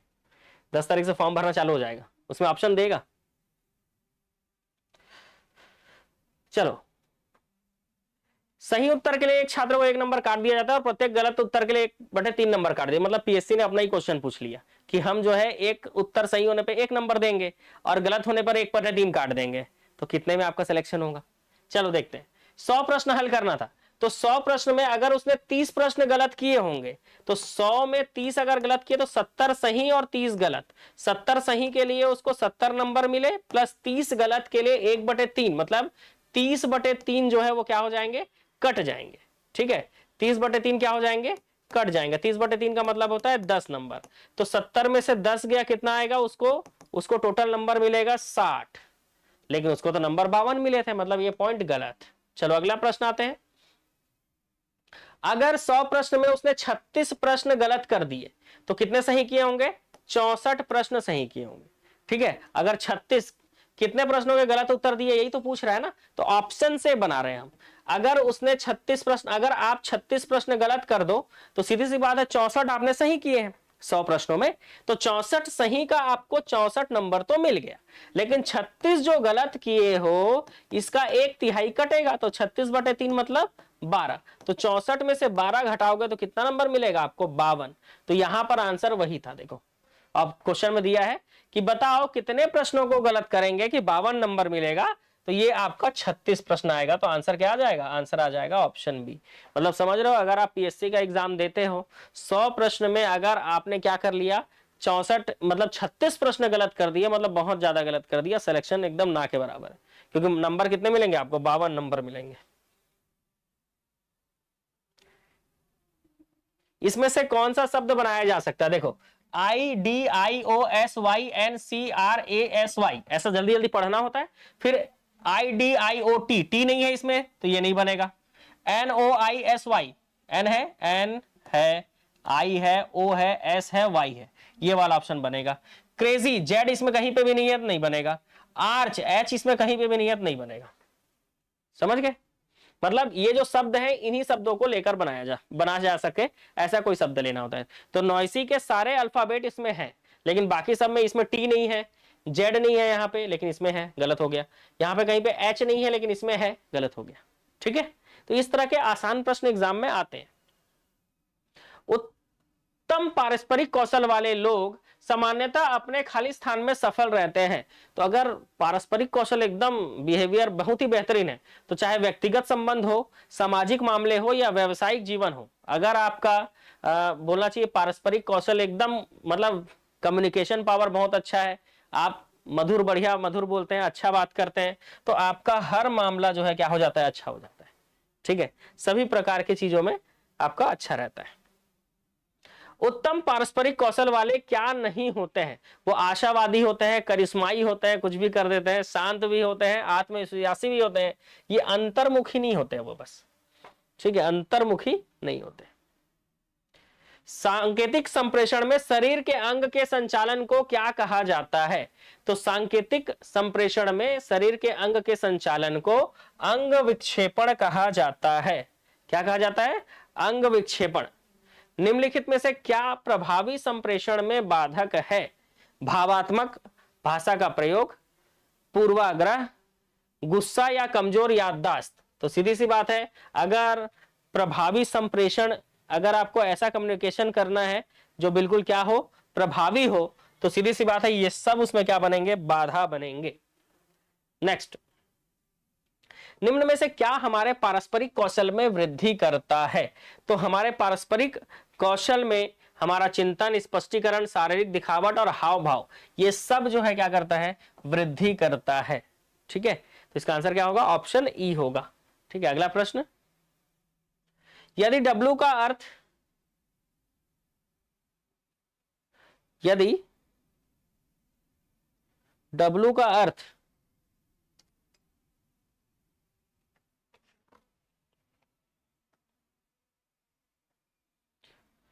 भागित हो, ठीक है, W का अर्थ क्या हो जाए भाई? भाग हो जाए। गुणा का अर्थ तो गुणा ही है, वो X का अर्थ गुणा, Y का प्लस, और Z का अर्थ क्या हो? माइनस हो। तो चलो कर लेते हैं। अच्छा, 18x 12, x का मतलब गुणा ही है, उसका W का मतलब क्या है? भाग है, 4 लिखो। Y का मतलब क्या है? प्लस है 5, Z का मतलब क्या है? माइनस है 6। तो देखो बॉडमास का रूल क्या बोलता है? भाग गुणा जोड़ घटाओ। बॉडमास का रूल क्या बोलता है? भाग गुणा जोड़ घटाओ। तो पहले आपका भाग सॉल्व करेंगे, तो 18 अपने जगह पे रहेगा, 4 से भाग दोगे तो यहाँ 3 आ जाएगा, प्लस 5 माइनस 6। ठीक है, चलो 18 तिया, तो 8 तिया 24 की 4, हासिल आई 1, 3 एकम 3 1, यहाँ पे हासिल आई 2, 3 एकम 3 2 5, 54 प्लस 5 माइनस 6, 54 और 5 जोड़ दोगे तो 59 हो जाएगा, माइनस 6 कर दोगे तो 53 आ जाएगा। तो इस हिसाब से इस प्रश्न का उत्तर हो जाएगा 53। बहुत ही आसान क्वेश्चन है, आपको हिंट दिया होता है किसके जगह पे क्या रखना है, और वो रख कर इस प्रश्न का आपको क्या करना होता है? उत्तर बनाना होता है। तो समझ में आ रहा है ना, कि किस तरह से आपको प्रश्न का उत्तर बनाना है। जिस तरह से लेखक उपन्यास लिख सकता है, वैसे ही जो रूपकार होता है, मतलब रूपकार मतलब मूर्ति बनाने वाला, जो रूप मूर्ति को रूप दे, वो सूट बनाएगा क्या? थान बनाएगा? कपड़े बनाएगा? नहीं, वो क्या बनाएगा? परिधान। क्या करेगा भाई? परिधान निर्मित करेगा एक। समझ गए? तो ये इस प्रश्न का सही उत्तर था डी। वैसे रूपकार का मतलब पता होना जरूरी था, मूर्तिकार।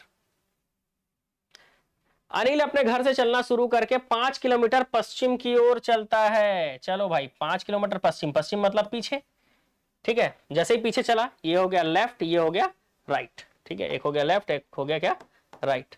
उसके बाद वो बाई मुड़ता है, लेफ्ट बाई मुड़ता है मतलब लेफ्ट 5 किलोमीटर मुड़ता है। फिर से मैं लेफ्ट और राइट, देखो इन सब प्रश्न में ना बहुत डाउट होता है, इसीलिए जैसे ही एरो है ना, एरो का लेफ्ट राइट तुरंत बना लेना चाहिए। अगर कोई एरो है तो उसका ये वाला लेफ्ट और ये राइट कहलाता है। उसके बाद पुनः 5 किलोमीटर बाई मुड़ता है तो लेफ्ट मुड़ेगा, मतलब इधर जाएगा। अगर यहाँ दाया बोलता तो उस तरफ जाते, तो पुनः 5 किलोमीटर वो क्या कर रहा है, लेफ्ट मुड़ रहा है, ठीक है। तो पुनः 5 किलोमीटर वो लेफ्ट मुड़ गया और चलता है। वो प्रारंभिक बिंदु से कितनी दूर पे है और किस दिशा में, तो वो यहां पर है। प्रारंभिक बिंदु ये है भाई, तो प्रारंभिक बिंदु में ये ईस्ट है, ये वेस्ट है, ये नॉर्थ है, ये साउथ है। वो किस तरफ है, नीचे के तरफ है, मतलब दक्षिण के तरफ है। और दक्षिण के तरफ अगर ये 5 है तो ये भी 5 ही होगा। अगर ये दूरी 5 है, अगर ये दूरी 5 है तो ये दूरी भी 5 होगी। तो सीधी सी बात है 5 किलोमीटर दक्षिण आएगा। इस प्रश्न का उत्तर क्या आएगा, 5 किलोमीटर दक्षिण, ठीक है। चलो, मुकेश किसी पंक्ति में 15वां है, सुकेश दाएं से 18वां है, गणेश मुकेश की दाईं ओर से 11वां है और सुकेश की दाईं ओर से 3रा है। बहुत ही आसान होता है इस तरह का प्रश्न, देखना कितना आसानी से बताऊंगा इसको। किसी पंक्ति में बाएं से 15वां है कौन, मुकेश, ठीक है, और दाएं से सुकेश जो है वो 18वां है, ठीक है। अब जो गणेश है वो मुकेश के दाईं ओर से 11वां है और सुकेश के दाईं ओर से 3रा है। मतलब ये सुकेश है ना, तो सुकेश का राइट ये होगा, लेफ्ट ये मुकेश है तो इसका लेफ्ट, ये राइट ये होगा। तो इससे 11वां और इससे कौन से नंबर पे, 3रे नंबर पे। तो इससे जो है सुकेश से ये 3रे नंबर पे कौन है भाई, गणेश। सुकेश से ये 3रे नंबर पे है और मुकेश से ये 11वें नंबर पे। मतलब आप समझो कि ये और अंदर घुस गया, ये इधर नहीं है, बीच में कहीं पे। अब होगा क्या, आपको इसको होगा जोड़ना, 15 + 18 + 11 + 3, ठीक है। तो ये टोटल जोड़ो कितना आ रहा है, सिर्फ जोड़कर आंसर निकाला जाता है इस प्रश्न में, एकदम जोड़कर, बिल्कुल, है ना। तो 15 18 11 और 3 जोड़ो भाई, कितना आ रहा है बताओ, जल्दी जोड़ के बताओ। 15 18 11 और 3 जोड़ दोगे तो कितना आएगा,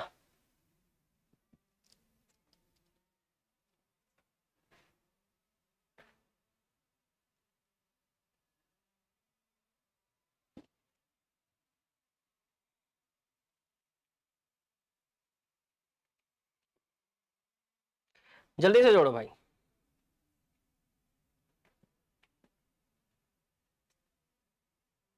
देखते,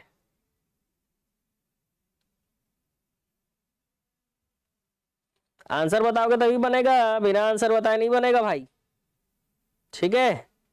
बिना आंसर बताए नहीं बनेगा ये चीज, आंसर बताना पड़ेगा। 47 आ रहा है। अब क्या क्या चीज को वहां माइनस करेंगे वो देखो, ठीक है। वहां पर किन किन चीजों को माइनस किया जाएगा वो देखो भाई, ठीक है।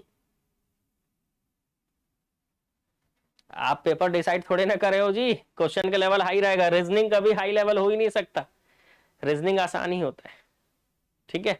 तो आप नहीं डिसाइड करोगे कि पेपर कैसा रहेगा, पेपर जो आसान आता है ना वो भी हमको टफ इसलिए लगने लगता है क्योंकि हमारे क्वेश्चंस ज्यादा गलत होते हैं एग्जाम में, ठीक है। हमारे क्वेश्चन एग्जाम में ज्यादा गलत होने के कारण ये चीज हमको टफ लगने लगती है ना। लेकिन एक समय के बाद देखना, जैसे ही मॉडल आंसर आता है कैसे आसान लगने लगता है पेपर हमको, है ना, ऐसा होता है,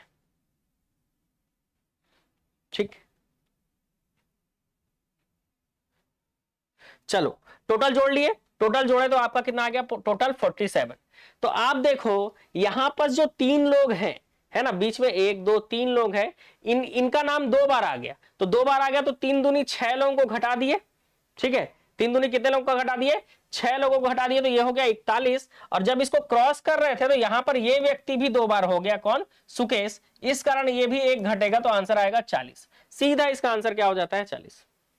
मतलब तरीके बहुत सारे हैं बनाने के लिए, अगर ये 3 नहीं भी जोड़ोगे तो भी बनता है, ठीक है। कई लोग इस तरीके से बनाएंगे, 15 18 11 को जोड़ेंगे, ठीक है, या 15 18 और ये 3 आगे पहले से निकल गए, 11 भी है और 3, मतलब 11वां नंबर भी और 3रा नंबर भी, यहां से 3रा है और यहां से 11वां है। तो 11 में से 3 घटाकर सीधा ये लोग क्या करेंगे, 11 में से 3 घटाकर सीधा यहां पर लिखेंगे 8, ठीक है, और फिर जोड़ेंगे तो 8 8 16 5 41 आएगा, और उसमें भी ये वाला जो नंबर है वो 2 बार आ गया सुकेश, इस कारण 1 घटा देंगे तो आंसर आएगा 40।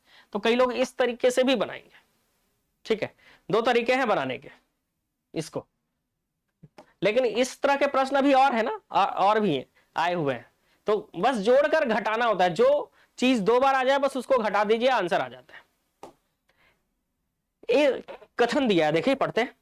एक फैक्ट्री में अधिकतर कामगार जो है वो शहर एक्स से आते हैं। कौन से शहर से आते हैं? एक्स शहर से आते हैं। कोई भी ऐसा कामगार नहीं है जो शहर एक्स से ना आता हो। उसका अर्थ क्या होगा? सभी कामगार शहर एक्स से आते हैं या कुछ कामगार शहर एक्स से आते हैं? देखो, अधिकतर कामगार जो है शहर एक्स से आते हैं, मतलब कुछ कामगार शहर एक्स से नहीं आते हैं। अधिकतर एक्स से आते हैं, लेकिन कुछ कामगार वहां से नहीं आते, कहीं और से आते होंगे। तो इसका सही अर्थ निकलता है ऑप्शन नंबर सी। अधिकतर कामगार, अधिकतर कर्मचारी जो है वो एक्स शहर से आते हैं। इसका मतलब कुछ लोग ऐसे जो वहां से नहीं आते, कहीं और से आते हैं। ठीक है। कुछ दाल फल है, दाल को फल बना दो, फल को सब्जी, सब्जी को कमरा, और कमरे को वाहन बना दो। तो वाहन फल बनेगा? नहीं बनेगा। सब्जी दाल बनेगा? नहीं बनेगा। कमरे फल बनेंगे? नहीं बनेंगे। इनमें से कोई नहीं आएगा आंसर। ठीक है, इनमें से कोई भी नहीं आएगा आंसर। सोमवार, मंगलवार और बुधवार का औसत तापमान 25 डिग्री था। कैलेंडर का क्वेश्चन है। ठीक है, मंडे, ट्यूसडे और वेडनेसडे का औसत तापमान है 25 डिग्री। अगर औसत है तो औसत का मतलब होता है कुल बटे संख्या। तो संख्या कितनी है? तो 1 2 3 है। कुल बटे संख्या मतलब 3 है। तो सीधी सी बात है ना, कुल बराबर औसत गुणित संख्या होती है। तो यहां पर Monday plus Tuesday plus Wednesday का हो जाएगा 25 या 75 डिग्री। और इसमें सोमवार का तापमान दिया हुआ है, मंडे का तापमान दिया है 30 डिग्री। तो 30 degree plus Tuesday plus Wednesday 75। तो ट्यूसडे प्लस वेडनेसडे का मिला के होगा 75 माइनस 30 मतलब 45 डिग्री। ट्यूसडे प्लस वेडनेसडे का मिलाकर। अब इसी का सेकंड फेज पढ़ते हैं। मंगल, बुध और गुरु का औसत तापमान 27 है। मंगल मतलब ट्यूसडे, वेडनेसडे और थर्सडे का औसत तापमान 27 है। औसत बराबर क्या होता है? कुल बटे संख्या, और टोटल का मतलब होता है औसत गुणित संख्या। ये कितने हैं? 3 है, तो 3 का गुणा कर दो तो ये हो जाएगा 81। ठीक है, ये कितना हो जाएगा? 81। ट्यूसडे और वेडनेसडे का आंसर हम ला चुके हैं, 45 डिग्री है, तो इसको रख देते हैं यहां पर 45 डिग्री प्लस थर्सडे। तो थर्सडे हो जाएगा 81 माइनस 45। तो 81 में से 45 घटा लो, 11 में से 5 गया 6 और 7 में से 4 गया 3, 36 डिग्री। देखो आंसर जो है वो आ जाएगा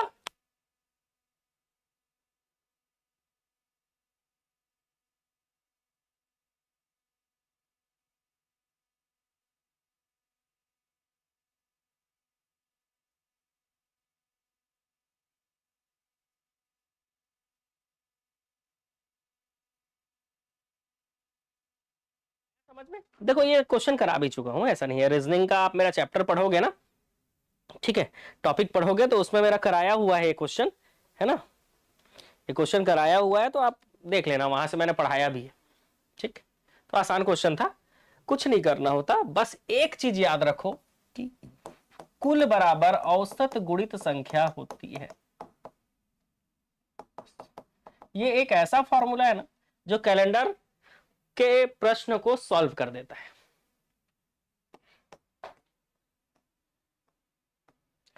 छह लड़कियां हैं, पी, टी, जेड, एस, जे और आर,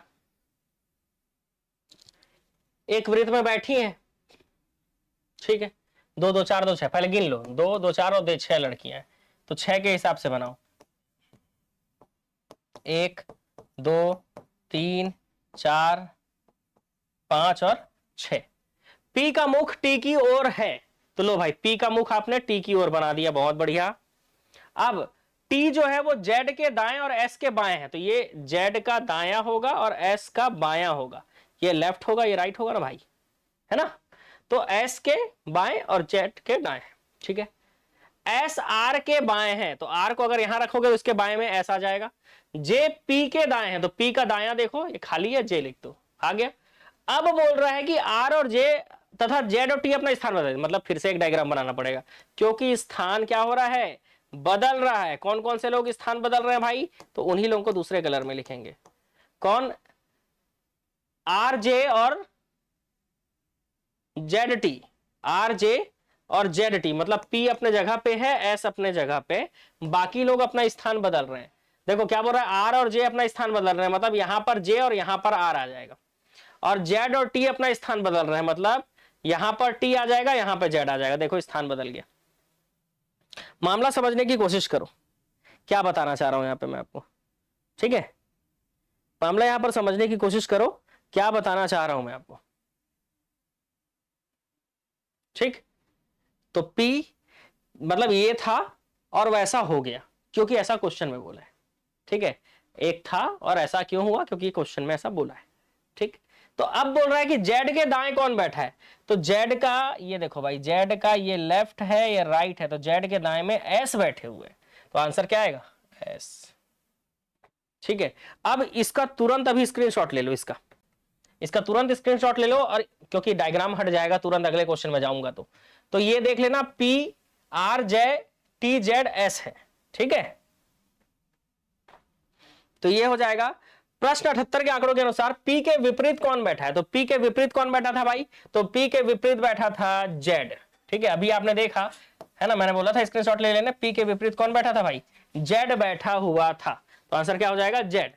नेक्स्ट, आर के विपरीत कौन बैठा है? ठीक है, तो अभी आप स्क्रीनशॉट लिए कि नहीं, उसमें देखो, आपको समझ में आ जाएगा, है ना? आपको मैंने बताया कि यहां पर आर है और यहां पर एस है, तो आर के विपरीत कौन बैठा है? एस बैठा हुआ है। देख लो भाई इसको।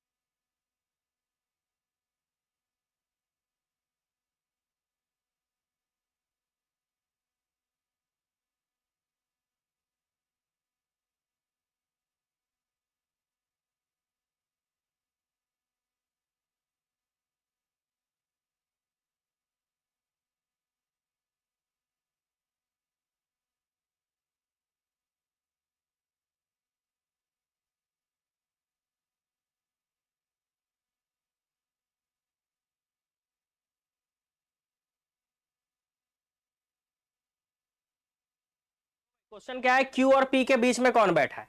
ठीक है, ये P Q R S T किसी वृत्त में बैठे हुए हैं, टी के बिल्कुल बाएं में आर बैठा हुआ है, टी और एस के बीच में पी बैठा हुआ है। बना लेते हैं डायग्राम। कितने खिलाड़ी हैं? देखो, दो तीन एक चार, पांच लोग हैं, तो पांच के हिसाब से बनाओ, एक दो तीन चार और पांच। क्या बोल रहा है? टी के बिल्कुल बाएं में, टी के बिल्कुल बाएं में आर बैठा हुआ है, तो आप रख लो यहां पे। अच्छा, रेड रेड हो जा रहा है क्या? लो, टी के बाएं में बिल्कुल आर बैठा हुआ है, तो ये हुआ टी के बाएं में आर। टी तथा एस के बीच में पी बैठा है, तो यहां पे पी कर दो, अच्छा यहां पे एस कर दो, तो टी तथा एस के बीच में पी को बैठा दो। इस तरफ एस नहीं रख सकते, नहीं तो यहां पे पी रखना पड़ता, और बच गया क्या? क्यू, तो क्यू यहां पे आ गया। अब क्वेश्चन क्या क्या है बता रहा हूं।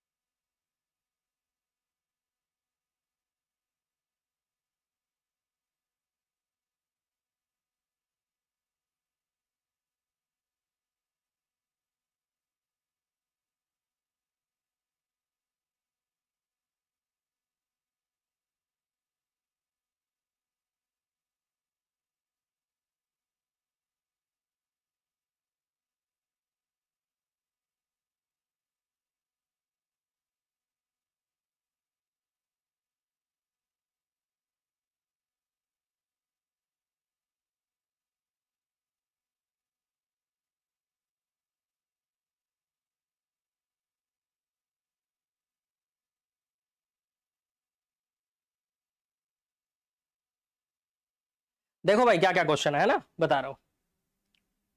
अब सॉल्व करके तो बताना ही पड़ेगा जी, इतना तो वेट करना ही पड़ेगा आपको। पहला, Q और P के बीच में कौन सा है? Q और P के बीच में कौन है, पहला क्वेश्चन। तो Q और P के बीच में भाई S है। आगे आंसर। एक क्वेश्चन ये पूछा है कि T जो है वो किसके किसके बीच में है, तो P और R के बीच में। ठीक है, दो क्वेश्चन है बस, देखना। Q और P के बीच में कौन बैठा है, तो बताया आपको मैंने, कौन? S बैठा हुआ था। ठीक है, कौन? S। ठीक है, इसके बाद एक क्वेश्चन था कि T किसके बीच में बैठा हुआ है, तो मैंने अभी दिखाया आपको, P और R के बीच में। ठीक है, सॉल्व करके मैं आपको दिखा रहा हूं, है ना, ऐसा नहीं।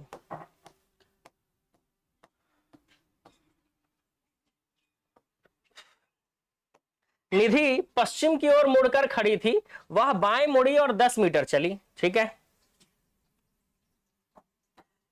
पश्चिम की ओर मुंह करके खड़ी थी वो, और यहां पे है मान लो निधि जो है वो बाएं मुड़ी, मतलब इधर मुंह करके खड़ी थी, इधर इधर इधर वाले में। बाया मतलब ये होगा लेफ्ट राइट, तो लेफ्ट मतलब इधर चली वो, कितना? 10 मीटर। ये हो गया उसका 10 मीटर, ये हो गया लेफ्ट, ये हो गया राइट। ठीक है, मैं ऐसे ही करता हूं एग्जाम में, एरो तुरंत बनाता हूं, लेफ्ट राइट लिख देता हूं ताकि जल्दी बने क्वेश्चन। उसके बाद वो फिर से बाएं मुड़ के 10 मीटर चलती है, बाया मतलब इधर जाएगी 10 मीटर, ये लो भाई 10 मीटर। बाद में वह फिर एक बार बाएं मुड़ी और 20 मीटर चली, फिर से इधर, अब बाप रे इतने दूर पहुंच गई, लेफ्ट राइट 20 मीटर। ठीक है, अंत में वह दाएं मुड़ती है, मतलब राइट मुड़ती है, और 5 मीटर चलती है, मतलब इधर चली वो, अब लेफ्ट राइट हो गया 5 मीटर। अब वह किस दिशा में चल रही है, तो देखो वो किधर जा रही है, दिख रहा है? अगर नीचे जाती तो दक्षिण, इधर जा रही है पूर्व, ऊपर जा रही है उत्तर, और अभी जा रही है किधर? इस तरफ जा रही है। तो जब उस तरफ जा रही हो तो आप जानते हो नॉर्थ, साउथ, ईस्ट, वेस्ट। अगर कोई इधर जा रहा है उधर, तो आंसर क्या होगा? पूर्व। आएगा आंसर पूर्व? बताओ भाई, आंसर पूर्व आएगा कि नहीं? आ जाएगा?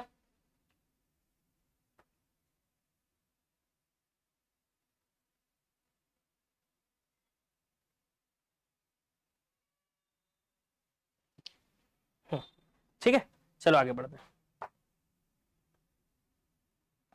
यदि 5 आदमी उतना कमाते हैं जितना 8 औरतें, 6 औरतें उतना जितना 10 लड़के, और 4 लड़के उतना जितना 9 बच्चे, यदि एक दिन में 3 बच्चे 200 कमाते हैं तो एक आदमी की प्रतिदिन की मजदूरी कितनी होगी? तो देखो भाई, अगर एक दिन में 3 बच्चे अगर 200 कमाते हैं तो 9 बच्चे कितना कमाएंगे भाई? तो 9 चिल्ड्रन, CS लिख दो, चिल्ड्रन को बच्चे ही लिख देता हूं, चलो 9 बच्चे कितना कमाएंगे? तो 200 गुणा 3 मतलब 600 रुपए कमाएंगे। अब ये 600 रुपए कितने के बराबर है भाई? तो 4 लड़के जितना कमाते हैं उतना की 9 बच्चे, तो 9 बच्चे का कमाई 4 लड़कों के बराबर है। तो सीधी सी बात है, 4 लड़के जो है वो कितना कमा रहे हैं? जितना कि 9 बच्चे कमा रहे हैं, कितना? 600 रुपए। अब 6 औरतें, देखो 5 आदमी उतना कमाते हैं कि जितना कि 8 औरतें, और 6 औरतें जितना कमाती है जितना कि 10 लड़के। तो 4 लड़के आपका 600 कमा रहे हैं, तो बताओ 10 लड़के कितना कमाएंगे? इसका खेल खत्म हो गया। 4 लड़के 600 कमाते हैं, तो अब बताओ 10 लड़के कितना कमाएंगे, इसका बताना है अब। तो देखो भाई, अगर 4 लड़के 600 कमाते हैं तो 2 लड़के कितने कमाएंगे? 300। तो 2 लड़के अगर 300 कमा रहे हैं तो 10 लड़के कितने कमाएंगे? 1500 रुपए। ठीक है, 10 लड़के कमाएंगे 1500 रुपए, मतलब 10 लड़के कितना कमा लिए? 1500। तो 10 लड़के जितना कमाते हैं उतना ही 6 औरतें, तो 6 औरतें कितनी कमा ली है? 1500 रुपए। 10 लड़के जितना कमाते हैं उतना ही 6 औरतें। लेकिन अगर 6 औरत 1500 कमा रहे हैं तो 8 औरत कितना कमाएंगे भाई? तो 6 औरत 1500 कमा रहे हैं, तो 2 औरत 500 कमाते होंगे, 500 500 500 1500 होगा। तो 2 औरत अगर 500 कमाते हैं तो 8 औरतें, तो 4 दूनी 4 पंचे 20, मतलब 8 औरतें 2000 रुपए कमाएंगी। ठीक है, कितना? 2000 रुपए। क्योंकि 6 औरत है 1500 कमा रहे हैं, 2 औरत और बढ़ गए, तो 2 औरत और बढ़ गए मतलब 500 और बढ़ जाएगा, तो 2000 रुपए। इसका मतलब 5 आदमी कितना कमाते हैं? तो 5 आदमी 2000 रुपए कमाते हैं। तो 5 आदमी अगर 2000, 5 मैन अगर 2000 रुपए कमाते हैं, तो एक आदमी मतलब 2000 बटे 5, तो कितना जाएगा? 5 चौक 20, 400 रुपए। समझ रहे हो क्वेश्चन? इतना आसान क्वेश्चन था, कुछ नहीं करना था। 3 बच्चे अगर 200 कमाते हैं तो 9 बच्चे 600 कमाएंगे, जितना 9 बच्चे कमाएंगे उतना ही 4 लड़के कमाएंगे। 4 लड़के 600 कमा रहे हैं, तो 10, 4 लड़के 600 कमा रहे हैं तो 10 लड़कों का निकालना है, तो 10 लड़कों का कितना हो जाएगा 1500, 1500 10 लड़के जितना कमाते हैं उतना 6 औरतें हैं, 6 औरतें 1500 कमा रही है तो 8 औरतें कितने कमाएंगी, तो 6 15 कमा रहा है तो 8 औरतें 2000 कमाएंगी। 8 औरतें जितना कमाती है उतना ही 5 आदमी कमाते हैं, तो 8 औरतें का 2000 है तो 5 आदमियों का भी 2000 होगा। अब 5 आदमियों का 2000 है तो एक आदमी का 400 रुपये होता है। ठीक है, बताओ समझ आ पाया मैं आपको इस चीज को? ऐसा हो ही नहीं पाएगा कि समझ में नहीं आया।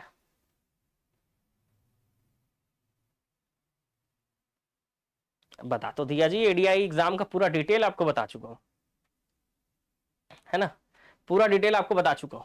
चलो अगले प्रश्न की ओर चलते हैं, है ना, समझ में आ गया होगा। देखो 15,000 का कुछ हिस्सा मतलब x रुपए 7% पे और 15,000 माइनस x 11% रुपए पे, है ना, तो ये SI1 plus SI2 is equal to total SI का क्वेश्चन है। आराम से इसको यार सॉल्व करना, थोड़ा लेंदी क्वेश्चन है इसलिए इसको अभी सॉल्व नहीं कराऊंगा।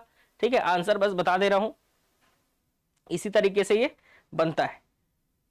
ठीक है, आंसर इसका 9,000 रुपए, वो धन कितना था 9,000 रुपए, 7% पे 9,000 रुपए दिया उसने, बस और कुछ नहीं है। ठीक है, जल्दी क्वेश्चन है, चक्रवृद्धि ब्याज, साधारण ब्याज चक्रवृद्धि ब्याज का, तो उसको आराम से आप बनाते रहना। इस तरह के क्वेश्चन बहुत सारा प्रैक्टिस कराया मैंने आपको, फॉर्मूला बता दिया है, रख लेना आप, आ जाएगा। देखो एक व्यक्ति ने 2 घोड़े प्रत्येक को 30,800 में बेचता है, यदि एक पर 12% दूसरे पर 12% हानि होती है, एक में लाभ और दूसरे में अगर 12 सेम परसेंट पे लाभ हो सेम परसेंट पे हानि हो तो एक्चुअल में हमेशा हानि ही होती है, तो इस क्वेश्चन में आएगा 900 रुपए हानि। सेम क्वेश्चन आपको टॉपिक में करा चुका, मैथ्स है ना तो ये लेंदी होते हैं क्वेश्चन, तो ये सब क्वेश्चन आपको जो है वो थ्योरी क्लास से ही देखना होगा। चलो 5 कथन दिए हुए हैं, टोकरी A3 का भार टोकरी A4 के भार का आधा है। अगर A3 का भार जो है वो A4 के भार का आधा है, मतलब A3 जो है A4 से बड़ा है। A1 का भार A2 के भार का 2 गुना है, तो A1 का भार A2 के भार का 2 गुना है, मतलब A1 से बड़ा है A2। A2 का भार टोकरी A3 के भार का 5 गुना है, तो A2 का भार जो है टोकरी A3 के भार का 5 गुना है, 5 इंटू A3। ठीक है, 5 इंटू A3। तो आप देखो इसको क्या करना ना, इसको सॉल्व करना, 5 को उधर भेजोगे ना तो A2 divided 5 is equal to A3 हो जाएगा। यहां पे भी A3 बड़ा हो रहा है, यहां पे भी कौन बड़ा हो जा रहा है, A3 बड़ा हो रहा है। ठीक है, A1 जो है वो 2 गुना है A2 का, तो ये 2 को इधर भेज दो, A2 A1 बाई A2 जो है A1 का आधा हो जाएगा। ठीक है,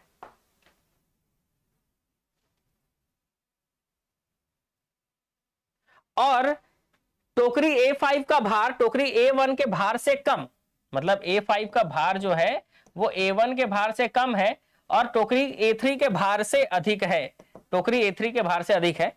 अगला टोकरी A4 का भार टोकरी A5 के भार का आधा है, A4 जो है वो A5 का आधा है। ठीक है, चलो अब यहां पर ऐसा है कि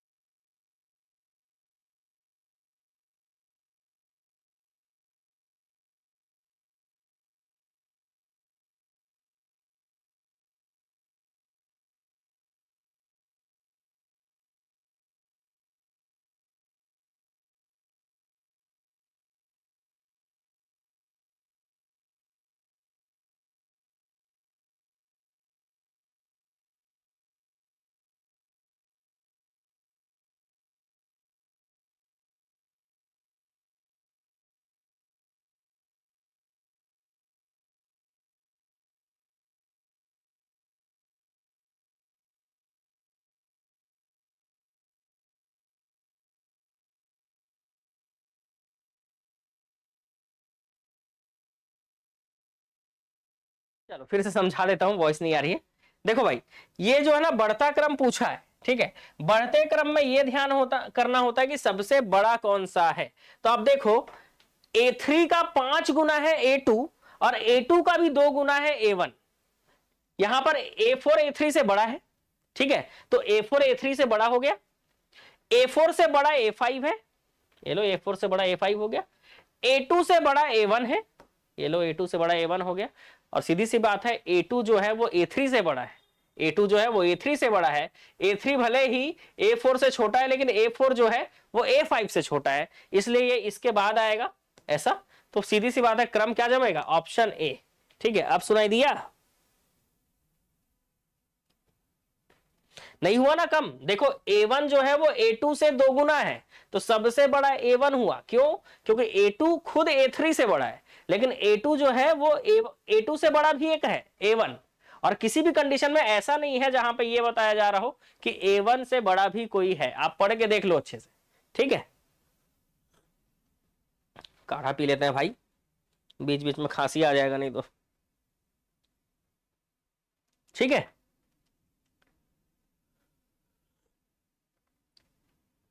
ठीक है, ये बढ़ता क्रम पूछा है, घटता क्रम नहीं। बढ़ते क्रम में सबसे बड़ा यहां पे देखो A1 आ रहा है, क्योंकि A1 के साथ जो भी दो कंडीशन है, A1 A2 से बड़ा है, A2 A3 से बड़ा है। A3 भले ही A4 से छोटा है, लेकिन A4 तो खुद A5 से छोटा है, ठीक है। हाँ, A3 A4 से छोटा है, A4 खुद A5 से छोटा है ना।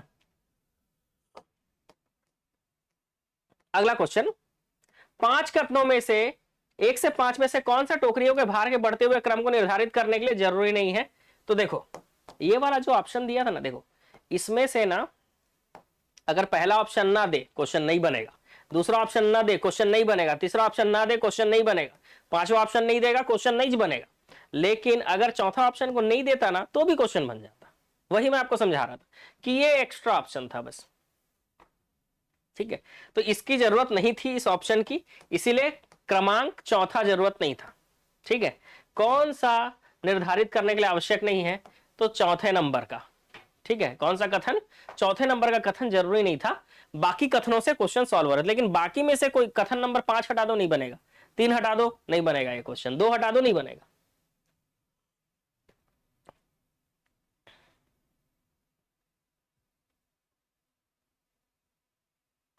चलो अगले प्रश्न की ओर चले।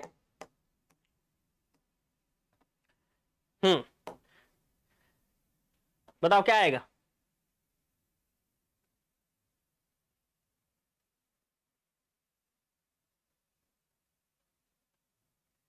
आठ आठ का गैप है भाई, बहुत लंबा गैप है।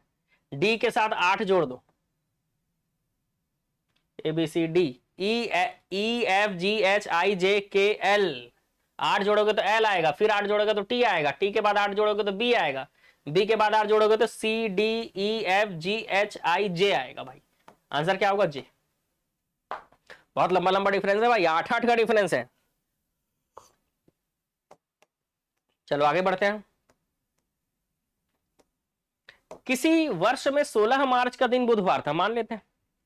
तो 16 मार्च मतलब 31 का मार्च होता है, तो बचे कितने दिन, 15 दिन बच गए यहाँ। मार्च के बाद अप्रैल, अप्रैल कितना, 30 का। अप्रैल के बाद मई, मई कितना, 31। उसके बाद जून, जून कितना, 30 का। फिर जुलाई और अगस्त, ये 31 और 31 के, ठीक है।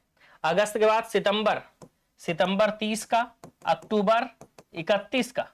नवंबर 30 का। और दिसंबर में कितना दिन जाना है भाई, दिसंबर में कौन सा निकालना है, 16 दिसंबर, मतलब 16 और बच गया। टोटल जोड़ दो भाई, टोटल जोड़ दो, ठीक है। ऐसे निकालते हैं इसको, जितने का महीना है टोटल जोड़ दो। 275 आ रहा है, 275 दिन आ रहा है टोटल। 7 से भाग देना होता है, क्योंकि हर 7 दिन बाद वही दिन आ जाता है। तो 39 आएगा एंड 2 शेष, मतलब इस तरह से भाग नहीं देना होता है, ऐसे भाग देते हैं। 7 तिया 21, 6 बचा, 7 निया 63, कितना बचा, 2 शेष बचा। तो भाई 16 मार्च को बुधवार था, बुधवार में आप 2 दिन जोड़ दो, गुरुवार और शुक्रवार। तो आंसर क्या हो जाएगा, शुक्रवार। ठीक है, 2 दिन बस आपको जोड़ना है, बुधवार के बाद गुरुवार, गुरुवार के बाद शुक्रवार। ठीक है, चलो आगे बढ़ते हैं। अनुपम बाएं से 8वां है, वह अभिनव की बाईं ओर से चौथा है, जबकि अभिनव दाएं से 8वां है। 8 + 4 + 8 कितना हो गया? 8 8 16, 4 20। अनुपम 2 बार आ गया, इसीलिए आज एक माइनस कर देंगे, आंसर क्या हो जाएगा? 19। बहुत ही आसान होता है। अनुपम बाएं से 8वां है, वो अभिनव के बाईं ओर से चौथा है। समझ गया? 2 बार आ गया, वो अनुपम 2 बार आ गया, सॉरी अनुपम नहीं, अभिनव। अभिनव बाईं ओर से चौथा है, जबकि अभिनव दाएं से 8वां है। अनुपम के बाएं से चौथा है, दाएं से 8वां है, तो इसका स्थान 2 जगह आ गया, तो एक जगह को घटा दिए बस। तो आंसर कितना हो गया? 19। बहुत आसान है, ये वाला टॉपिक बड़ा मजा आता है पढ़ाने में।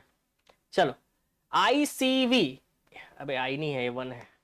1 के बाद 5, 5 के बाद 9, 9 के बाद 13 आएगा ना? ठीक है, 13 आ जाएगा। 1 4 5, 5 4 9, 9 4 13। चलो C के बाद CDEF, 2 छोड़ो, F आ जाएगा। F के बाद 2 छोड़ो, +2 करो।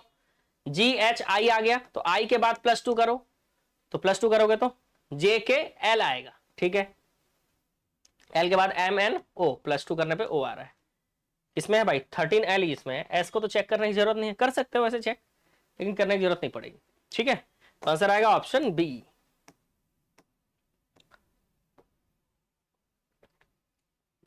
अर्थपूर्ण शब्द, 5 को क्या लिखोगे? M, 7 को लिखोगे A, 2 को क्या लिखोगे? N, 8 को क्या लिखोगे? I, 4 को क्या लिखोगे? R, 3 को क्या लिखोगे?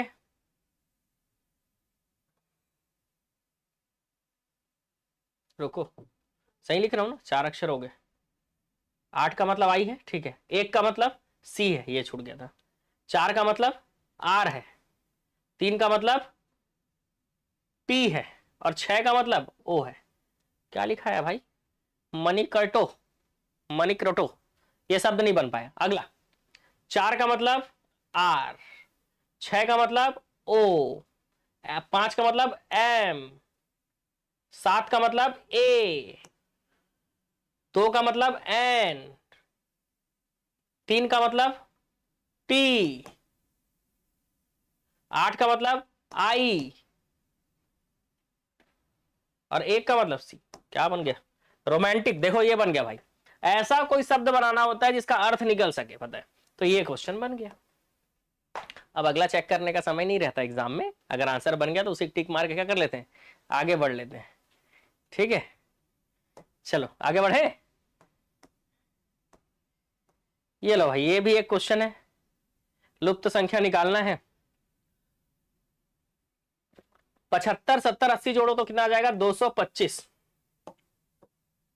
और 225 का रूट कर दो तो 15 आ जाएगा। सही है। 53 40 76 जोड़ो तो आ जाएगा 169, रूट कर दो तो 13 आ जाएगा। 40 50 31 कर दो तो कितना हो जाएगा? 5 4 9 3 12, 121। 121 का रूट कर दोगे तो आ जाएगा 11। तो आंसर क्या ले लेंगे हम? Answer C। सबको जोड़कर रूट कर दो, बस अंदर वाली संख्या आ जा रही है। चलो, निम्नलिखित आकृति को मोड़ने पे कौन सा घन बन जाएगा? तो यहां पर देख के पता चल रहा है ना।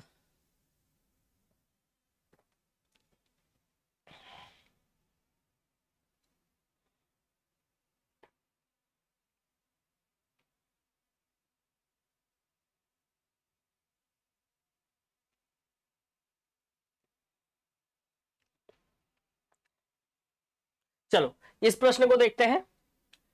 4 6 के विपरीत है, 3 5 के विपरीत है, और जो बच गए वो एक दूसरे के विपरीत है। ठीक है, मतलब 4 6 3 5 1 2, ये एक दूसरे के विपरीत है, साथ में नहीं आने चाहिए। तो देखो 5 और 3 एक दूसरे के विपरीत है, लेकिन साथ में आ रहे हैं, इसलिए ये ऑप्शन नहीं आएगा। ठीक है, 1 और 2 एक दूसरे के विपरीत है, ये ऑप्शन नहीं आएगा। 4 और 6 एक दूसरे के विपरीत है, ये ऑप्शन नहीं आएगा। ये वाला ऑप्शन देख लो, 1 3 और 6। ठीक है, तो 1 के विपरीत 2 था, 4 के विपरीत 6 था, और 3 के विपरीत 5 था। तो इसका 1 3 और 6, देखो ये तीनों आपस में आ सकते हैं, क्योंकि ये सब एक दूसरे के विपरीत है। तो इस तरह से ये घन वाला क्वेश्चन बनता है। ठीक है, मैंने बताया ना ये दोनों घन क्यों नहीं है। देखो 1 और अगल बगल है, लेकिन यहां पर विपरीत है, कंडीशन बोला कि विपरीत होना चाहिए, मतलब एक इधर है तो दो उसके पीछे वाले खंड में होना चाहिए, फलक पे। गलत हो गया। 4 और 6 देखो एक साथ आ गए, गलत हो गया, क्योंकि 4 और 6 आगे पीछे होने चाहिए या ऊपर नीचे होने चाहिए। दर्पण में देखने पे लगता है कि एक घड़ी में 9:30 हुए हैं, तो वास्तविक समय। दर्पण प्रतिबिंब का क्वेश्चन आया, तुरंत 11:60 से माइनस कीजिए। 60 में से 30 गया, 30 है ना, और 11 में से 9 गया 2 घंटे 30 मिनट आंसर आ जाएगा। देखो इतना आसान होता है दर्पण प्रतिबिंब का क्वेश्चन, घड़ी का क्वेश्चन है। नेक्स्ट, 8 व्यक्ति A B C D E F G और एच एक गोल मेज की ओर दक्षिणावर्त दिशा में बैठे हुए हैं। अगर ई उत्तर में बैठा हुआ है, कितने लोग हैं भाई? 8 लोग हैं ना, 2 2 4 2 6 2 8। चलो 1 2 3 4 5 6 7 8। चलो ई कहां बैठा भाई? ई उत्तर में बैठा है, लो बैठा दो ई को उत्तर में। तो ए बी सी डी ऐसी घूमेगा ना, एफ जी एच। तो क्या पूछ रहा है? बी किस दिशा में बैठा है? ये देखो भाई, बी किधर है? इधर है, बना लो। नॉर्थ साउथ ईस्ट वेस्ट, तो ये कौन सी दिशा होगी? साउथ वेस्ट, मतलब दक्षिण पश्चिम। सोचो कितना टाइम लग रहा है, 30 सेकंड का समय लगना चाहिए ज्यादा से ज्यादा एक प्रश्न को बनाने में। मैं समझा रहा हूं इसीलिए टाइम लग रहा है। राकेश महेश का पुत्र है, ठीक है, महेश का पुत्र है राकेश, ऐसी बनाते हैं। सुरेश की पुत्री किरण है, सुरेश की पुत्री किरण, और सुमन सुरेश की पत्नी है, तो सुरेश की पत्नी है सुमन, तो ये अगल बगल हो जाएंगे, पति पत्नी जोड़ी, ठीक है। और दिनेश सुमन का पुत्र है, लो भाई सुमन का पुत्र है दिनेश। तो किरण और दिनेश कैसे संबंधित है? ये दोनों क्या होंगे भाई? अगर ये दोनों पति पत्नी है और पुत्र पुत्री, उनका ही बहन वाला ऑप्शन नहीं है, इसलिए आंसर क्या होगा? इनमें से कोई नहीं। चलो अगला क्वेश्चन। महेंद्र पूर्वोत्तर दिशा में चलकर कुछ दूरी तय करने के बाद बाएं मुड़ जाता है। पूर्वोत्तर दिशा मतलब समझते हो? पूर्वोत्तर का मतलब होता है नॉर्थ ईस्ट, मतलब इस दिशा में चल रहा है वो, और ये रहा उसका लेफ्ट, ये रहा राइट। अब वो बाएं मुड़ेगा, इधर जाएगा, इधर। लो भाई चलो इसको चला देते हैं, ऐसे चल के वो ऐसा चल गया, इसका लेफ्ट हुआ, ये राइट हो गया, ठीक है। और फिर सीधे चलकर पुनः बाएं मुड़ जाता है, मतलब इधर जा रहा है वो, ठीक है। अब किधर जा रहा है भाई? इधर जा रहा है। अब वह किस दिशा में जा रहा है? अगर इस दिशा में जाना है तो इस लाइन को आप उठा के यहां पे लगाओ, तो ये किधर जा रहा है भाई? इस दिशा में जा रहा है, ठीक है। ऐसे जाना मतलब इस दिशा में जाना, और ये होता है साउथ वेस्ट, मतलब दक्षिण पश्चिम। देखो आंसर क्या होगा? दक्षिण पश्चिम। आ रहा है मामला समझ में? बताओ साउथ वेस्ट कैसे हुआ, समझ में आ गया?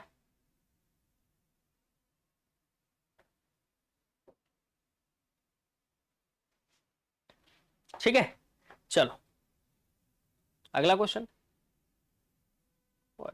अगले पद को ज्ञात करना, ठीक है।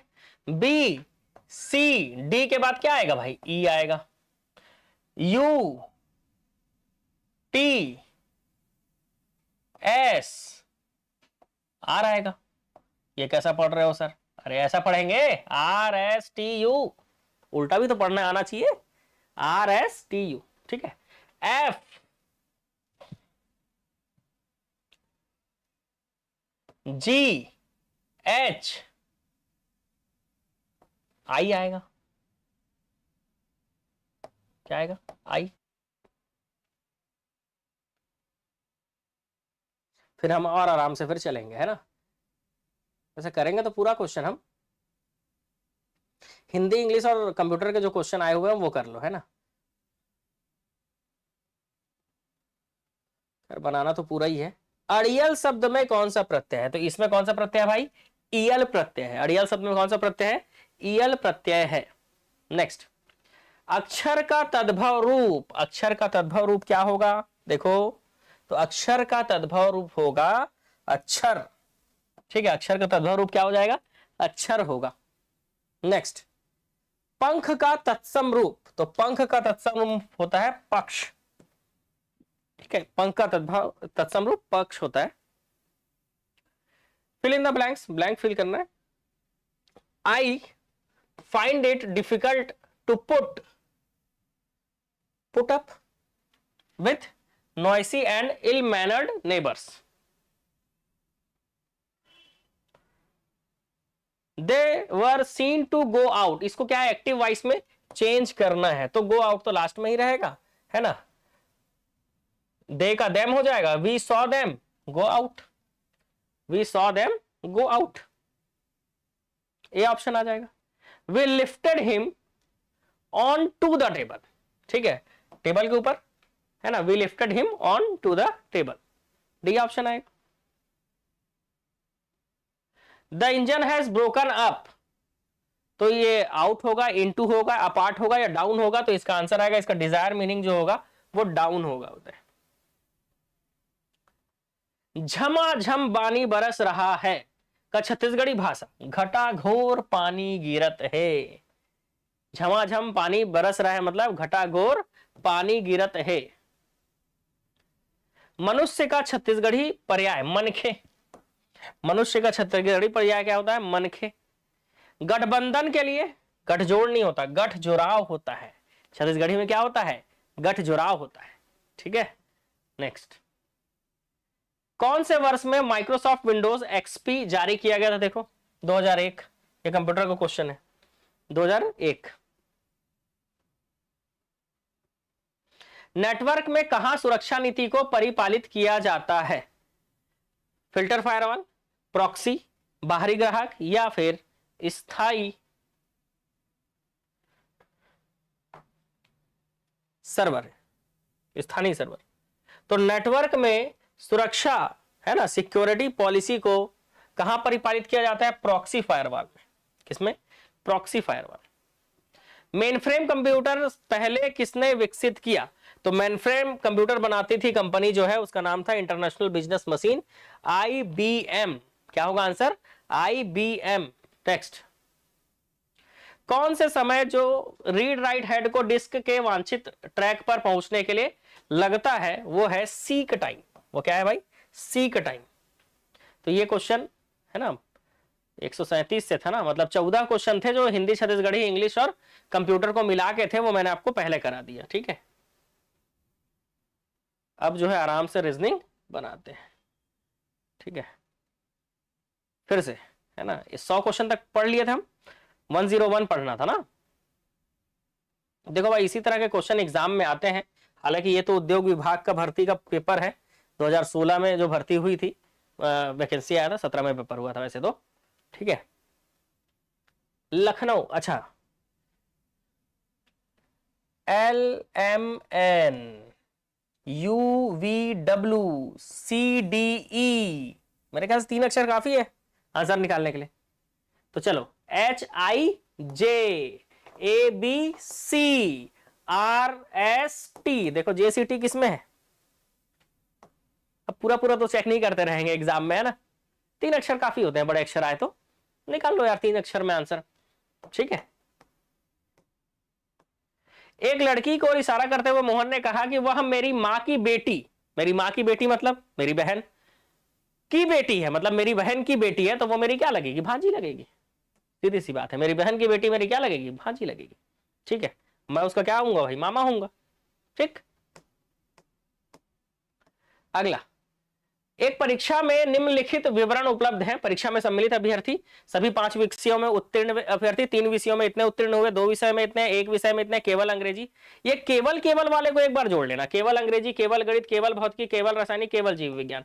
तो इसको जोड़ोगे ना, तो इसको जोड़ोगे तो आंसर आएगा आपका 870, ठीक है। 870 लोग हैं, केवल अंग्रेजी, केवल गणित, केवल भौतिकी, केवल रासायनिक, केवल जीव विज्ञान, मतलब केवल एक विषय में अनुत्तीर्ण लोग टोटल 870 है, याद रखिएगा, तब क्वेश्चन बन जाएगा। पहला, 4 या 4 से कम विषयों में अनुत्तीर्ण होने के कारण कितने अभ्यर्थी परीक्षा में अनुत्तीर्ण हो गए, कितने अभ्यर्थी परीक्षा में अनुत्तीर्ण हो गए, ठीक है। तो सीधी सी बात है, टोटल कितने अनुत्तीर्ण हो गए, तो 4 हो चाहे 4 से कम हो, तो सीधी सी बात है, जितने भी अनुत्तीर्ण है सबको जोड़ दो, ठीक है, सबको जोड़ दो भाई, ठीक।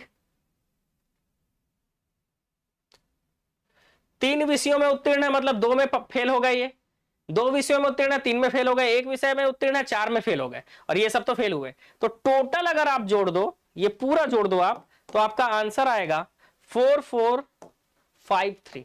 टोटल कितने आएंगे आपके आंसर? 4453। तो अगर 3 में पास है, 2 में पास है, 1 में भी पास है, मतलब वो फेल तो हुआ है बाकी सब्जेक्ट में, तो सीधी सी बात है उसका आंसर टोटल जोड़ दोगे आप 4453 आएगा। आप आराम से जोड़ते रहिएगा। ठीक है, अगला क्वेश्चन, कितने अभ्यर्थी कम से कम 4 विषयों में अनुत्तीर्ण हुए? तो सॉरी 4 विषयों में उत्तीर्ण हुए, तो केवल अंग्रेजी, केवल विज्ञान, केवल गणित में फेल होने वाले, बाकी सब में तो पास हो गए। तो उन्हीं को मैंने आपको जुड़वा के बताया था 870, है ना।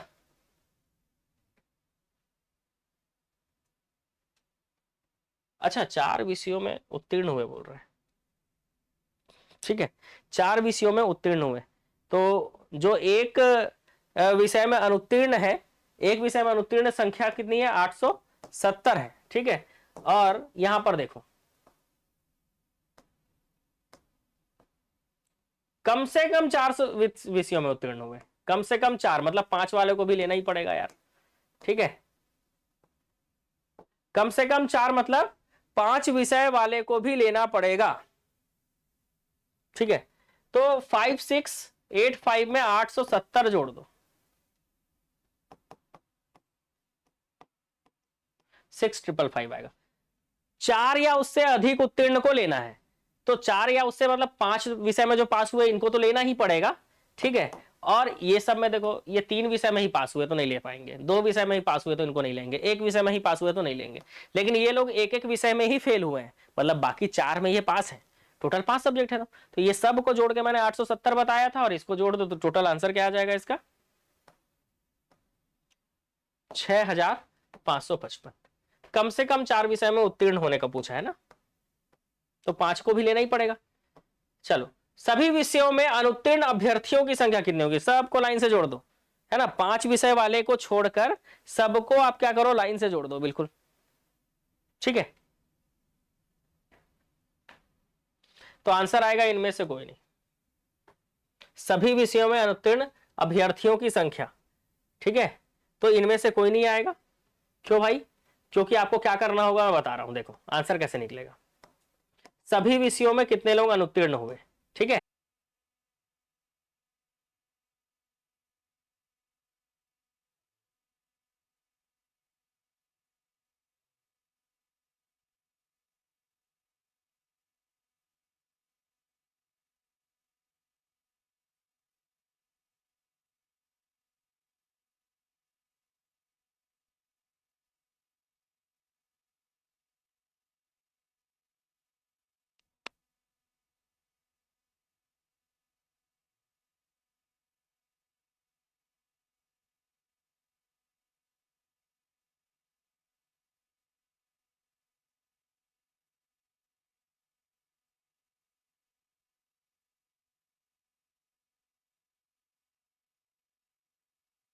देखो भाई, यदि गणित विषय में 1002 अभ्यर्थी अनुत्तीर्ण हुए, टोटल कितने अनुत्तीर्ण हुए? 1002।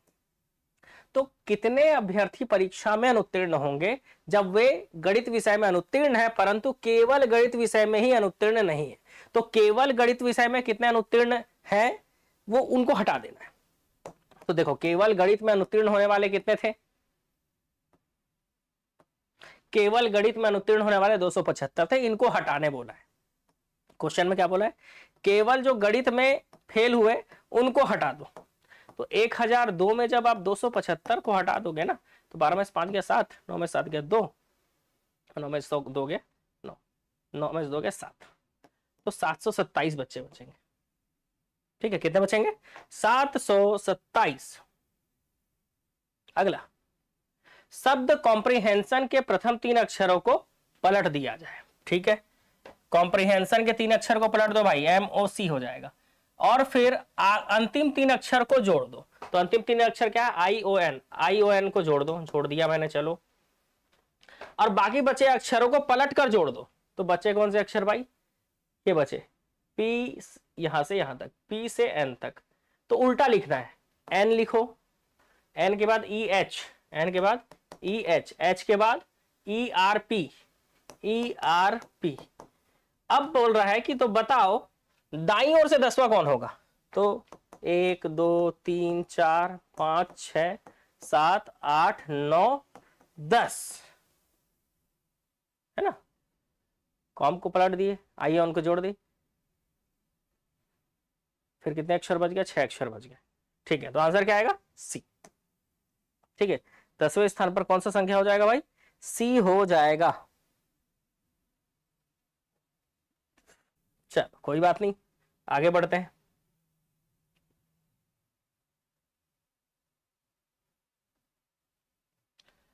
सी डी ई, ई एफ,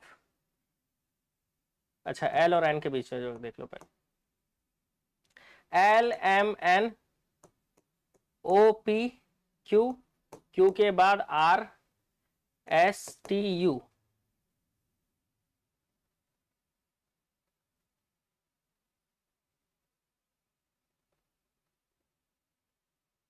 और ई के बाद यहां पे क्या आएगा, तो C D E F G, F और जी यहां लिखेंगे, तो यहां पर आ जाएगा एच, एच के बाद आई जे के, यहां पर आएगा क्या, आई जे के बाद एल लिखा हुआ है, तो उस हिसाब से यहां पर एच आना चाहिए। ठीक है, एक छोड़ो, दो छोड़ो, तीन छोड़ो, फिर एक छोड़ो, दो छोड़ो, तीन छोड़ो, तो इस हिसाब से एच आना चाहिए। ऑप्शन में नहीं है, आंसर आएगा क्या, इनमें से कोई नहीं। ठीक है, ऑप्शन में नहीं है मतलब आंसर क्या आएगा, इनमें से कोई नहीं। नेक्स्ट, संगीत और हारमोनियम, यह प्रश्न युग्म है। ठीक है, इसका अनुसरण करते हुए उपन्यास लेखक, जल टंकी, ध्वनि गिटार या लेखक पुस्तक का युग्म छाटिए जो प्रश्न युग्म के साथ सटीक समान संबंध रखता है। तो प्रश्न युग्म के साथ देखो, उपन्यास लेखक, संगीत, हारमोनियम का सीधी सी बात है संबंध जो है वो ध्वनि गिटार से ही होगा। ठीक है, प्रश्न युग्म के साथ ध्वनि गिटार मैच खा रहा है भाई, तो आंसर क्या होगा, ध्वनि गिटार। चलो, भोपाल को ये लिखा जाता है, पटना को ये लिखा जाता है, तो मद्रास को क्या लिखा जाएगा, तो देखो A B G H N O, समझ गए, उल्टा उल्टा करते जा रहा है। तो देखो सीधी सी बात है, एल के बाद एम आएगा, जेड के बाद ए आएगा, सी के बाद डी आएगा। ठीक है, तो देखो एल जेड सी किसमें दिख रहा है, ऑप्शन सी। ठीक है, एल एम जेड के बाद तो फिर से अल्फाबेट चालू होता है, तो ए आएगा, सी के बाद डी आएगा, है ना, उल्टा चलना था ना, ए के बाद बी ऐसा करके, तो उल्टा चल ली, आंसर आ गया। ठीक है, 3 अक्षर ही चेक करता हूं मैं, ज्यादा नहीं, क्योंकि पूरा क्वेश्चन भी तो बनाना है। ये पाई ग्राफ है, ठीक है, पाई चार्ट है, इसका भी क्वेश्चन एग्जाम में आता है। ठीक है, बोल रहा है किस, ये उत्पादन है, ये जो शेडेड एरिया है वो लक्ष्य है, खाली एरिया वास्तविक उत्पादन जो हुआ। तो पहली बार में उत्पादन हुआ, ठीक है, पहली बार में प्लस रहा, ठीक है, दूसरी बार में भी प्लस रहा, तीसरी बार में माइनस, लक्ष्य, अच्छा दूसरी बार में माइनस रहा, ठीक है, क्यों, लक्ष्य ज्यादा था उत्पादन कम हुआ। तीसरी बार में प्लस रहा क्योंकि लक्ष्य कम था उत्पादन ज्यादा हुआ। चौथे बार में लक्ष्य ज्यादा था उत्पादन कम हुआ, मतलब ये भी माइनस में गया, घाटे में। लक्ष्य कम था उत्पादन ज्यादा हुआ, प्लस में गया। लक्ष्य कम था उत्पादन ज्यादा हुआ, प्लस में गया, है ना, मतलब 2006 और 2008 में माइनस में गया है, बाकी सब में प्लस प्लस में गया है। तो किस वर्ष वार्षिक उत्पादन अपने लक्ष्य के प्रतिशत में अधिकतम था। ठीक है, तो देखते हैं, यहां पर 25% बढ़ा, यहां पर 50% बढ़ा, और यहां पे 25, है ना, 25% बढ़ा, यहां पर कितना बढ़ा भाई, 75 से 95 20%, यहां पर 25 बढ़ा, यहां पे 20 बढ़ा, यहां पे 50 बढ़ा, यहां पे 25 बढ़ा, मतलब इस साल सबसे ज्यादा बढ़ा 50%, मतलब 2009 इसका आंसर होगा। ठीक है, नेक्स्ट क्वेश्चन, किस वर्ष वार्षिक उत्पादन लक्ष्य से अधिक था परंतु प्रतिशत में कम था। तो उत्पादन तो अधिक था लेकिन प्रतिशत में कम रहा। तो देखो सबसे ज्यादा उत्पादन किस में दिख रहा है, इसमें दिख रहा है, तो वर्ष कौन सा है, 2010। ये देखो प्लस में है, सबसे ज्यादा भी है, लेकिन प्रतिशत इसका ज्यादा नहीं है। ठीक है, तो ये होगा आंसर इसका 2010। ठीक है, इसका आंसर क्या हो जाएगा, 2010। अगला क्वेश्चन, किस वर्ष वार्षिक उत्पादन लक्ष्य से प्रतिशत के रूप में सबसे कम था। तो 2 ही बार तो कम हुआ है भाई, ठीक है, 2 ही बार कम हुआ है। एक बार 2006 में ये 25% कम रहा, ठीक है, और एक बार 2008 में ये रहा आपका 250 से 175, मतलब ये करीब 75% कम रहा। तो 2008 में लक्ष्य 250 का था लेकिन 175 ही हुआ, तो सीधी सी बात है सबसे कम 2008 में हुआ। तो इस प्रश्न का उत्तर क्या हो जाएगा? 2008। ठीक है, 2008, जो कि इसमें ऑप्शन में नहीं है, इसलिए आंसर हो जाएगा इनमें से कोई नहीं। ठीक है, इनमें से कोई नहीं, क्योंकि इसका आंसर क्या है? 2008 है। चलो भाई, ओरिएंटेशन। इस क्वेश्चन में क्या होता है, इस को शब्द से ये शब्द बन रहे हैं कि नहीं, कौन सा नहीं बन रहा है ये देखना होता है। ठीक है, कौन सा नहीं बनेगा। तो देखो नेशन तो ये NATION से बन जाएगा। टेंशन में देखो TENSION। ठीक है, TENSION। तो यहां पर देखो ओरिएंटेशन में कहीं पे भी S दिख रहा है क्या? S नहीं दिख रहा है, ये वाला शब्द नहीं बनेगा, आंसर बी होगा। नोशन भी बन रहा है, देखो NOTION है। ओरिएंट तो ये शुरू में ही लिखा हुआ है, ओरिएंट। सारे शब्द बन रहे हैं, टेंशन नहीं बनेगा क्योंकि टेंशन में जो S है वो लेटर इसमें कहीं नहीं है, इसीलिए ऑप्शन बी नहीं होगा। ठीक है, चलो ऑटोग्राफ्स। ऑटोग्राफ में देखो ग्राफ्स बन रहा है। ठीक है, TROUGH, यू है, जी भी है, एच भी है, तो ये दोनों बन रहे हैं। स्पोर्ट SPORT, ये भी बन रहा है। ग्रेट GRE, देखो कहीं पे भी नहीं है, ई नहीं है, इसलिए ये वाला नहीं बन रहा भाई। देख लो कहीं पे भी ई नहीं है, मतलब ऑप्शन डी आ जाएगा। ठीक है, अगला सुपरविजन। चलो सुपरविजन में पिस्टन, पी है, आई है, एस है, टी नहीं है, पहले ही शब्द मिल गया भाई, पिस्टन नहीं बनेगा, पिस्टन नहीं बनेगा। नॉइस बन रहा है, देखते हैं, NOISE है, पूरा है। पर्सन भी बन रहा है, रिवीजन भी बन रहा है, पिस्टन नहीं बन रहा है, ऑप्शन ए है इसका आंसर। चलो मदर, ये देखो मदर लिखा हुआ है। थेरेपी, ये देखो थेरेपी भी लिखा हुआ है। पैंथर, यार एन नहीं दिख रहा मेरे को कहीं पे भी, CHEMOTHERAPY, नहीं एन कहीं पे भी नहीं है, पैंथर नहीं बनेगा भाई।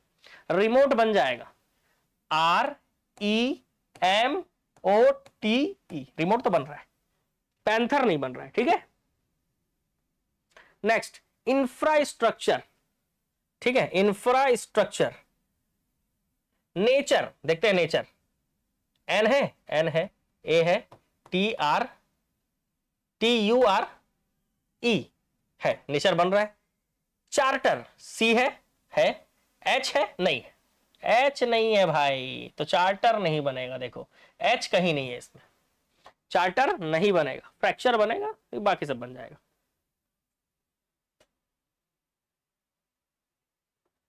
एक शंकु और एक गोले की त्रिज्या का आयतन बराबर है, तो गोले का व्यास और शंकु की ऊंचाई कितनी होगी?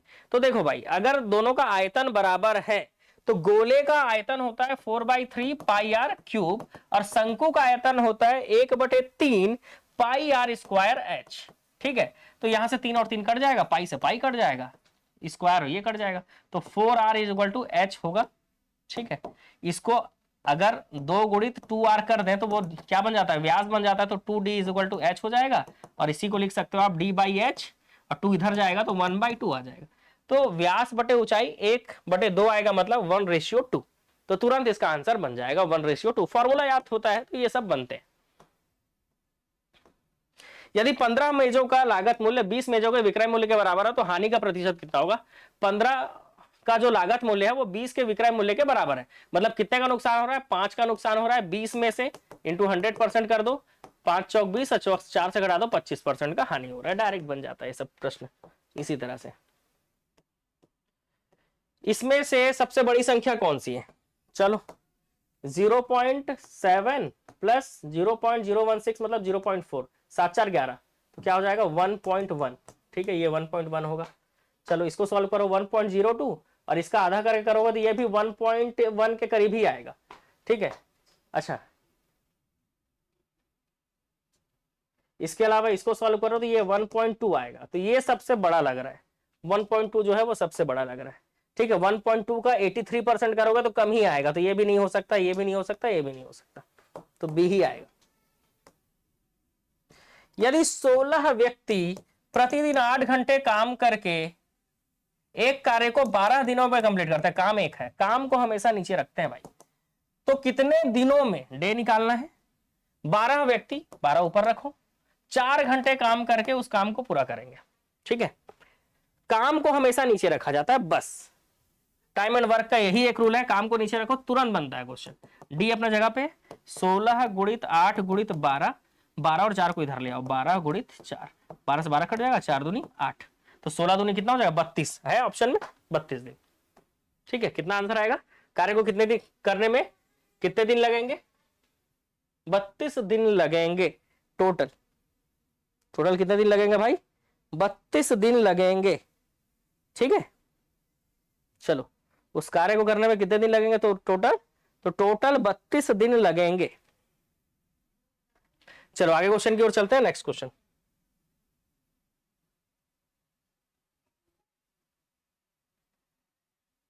देखो भाई, इसको क्या करना होता है, इसको गुणा करने बोला है ना, तो रूट एक साथ लगा दो, तो 0 पॉइंट यहाँ पे देखो 2 जीरो, यहाँ पे 1 जीरो, तो 1 2 3 और 9 का 64 से गुणा कर दो, 576 या 74 के करीब आएगा, 576। ठीक है, जोड़ी बनाओ, 1 2 3, मतलब 576 का रूट होता है 24 और इधर 0 लगा दो, 1 2 3 अंक के पहले, 3 जोड़ी बन रहा, 3 अंक के पहले दशमलव लगेगा, तो आंसर यहाँ पे आ जाएगा। ठीक है, 576 का 24 होता है रूट, ये मेरे को पता नहीं है तो भी मैं बना लूंगा, क्योंकि 3 अंक के पहले 3 जोड़ी बन रहा है, मतलब 3 अंक के पहले वाला दशमलव वाला आंसर होगा। ठीक है, बाकी आप सॉल्व करते रहिए। ये क्वेश्चन उल्टा लिखा गया। ठीक है, कोई दिक्कत नहीं है, वैसे भी ये क्वेश्चन विलोपित हो गया था।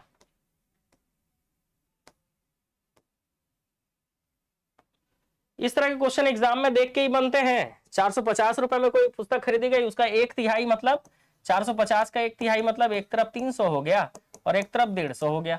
इसका 1/3 जो है 10% के नुकसान पे, तो इसका 10% अगर आप नुकसान कर दो, ठीक है, 10% इसका क्या करो, 10% अगर आप लॉस कर दो, तो 150 में 15 घटा दोगे तो कितना आ जाएगा, 135 रुपए जो है बचा, मतलब 10% नुकसान में बेचे तो 135 रुपए मिला। तो बचे हुए भाग का कितने प्रतिशत लाभ से भेजा जाए कि कुल 20% का लाभ हो, तो सीधी सी बात है 450 का 20% निकाल दो, इतना पैसा आना चाहिए। तो 1 0 से 1 0 से 1 0 कट जाएगा, 12 5 60 की 0, हासिल 6, 12 चौक 48 और 6 54, 540 रुपए आना चाहिए, जिसमें से 135 रुपए तो आ गया नुकसान करके। अब 300 का 40% निकाल कर देखो, 300 का 40% निकाल कर देखो और 135 जोड़ कर देखना, बस तो समझ में आ जाएगा। 40% मतलब 140/100, तो 0 4 3 12 की 2, हासिल 1, 3 एकम 3 1 4, 420 में से 135 जोड़ोगे तो 540 आएगा क्या, नहीं, तो 40% तो नहीं होने वाला। चलो 300 का 35% निकालोगे तो 135/100 हो जाएगा, 35% लाभ पे बेचोगे तो। ठीक है, 2 जीरो 2 जोड़े कट गया, 5 या 15 की 5, हासिल 1, 3 दिया 9 1, 10 की 0, हासिल 1, 3 एकम 3 1 4, 405 में 135 जोड़ो, कितना आ रहा है, 540 आ जा रहा है। ठीक है, 405 में 135 जोड़ दो, मतलब आंसर क्या हो जाएगा, 35%।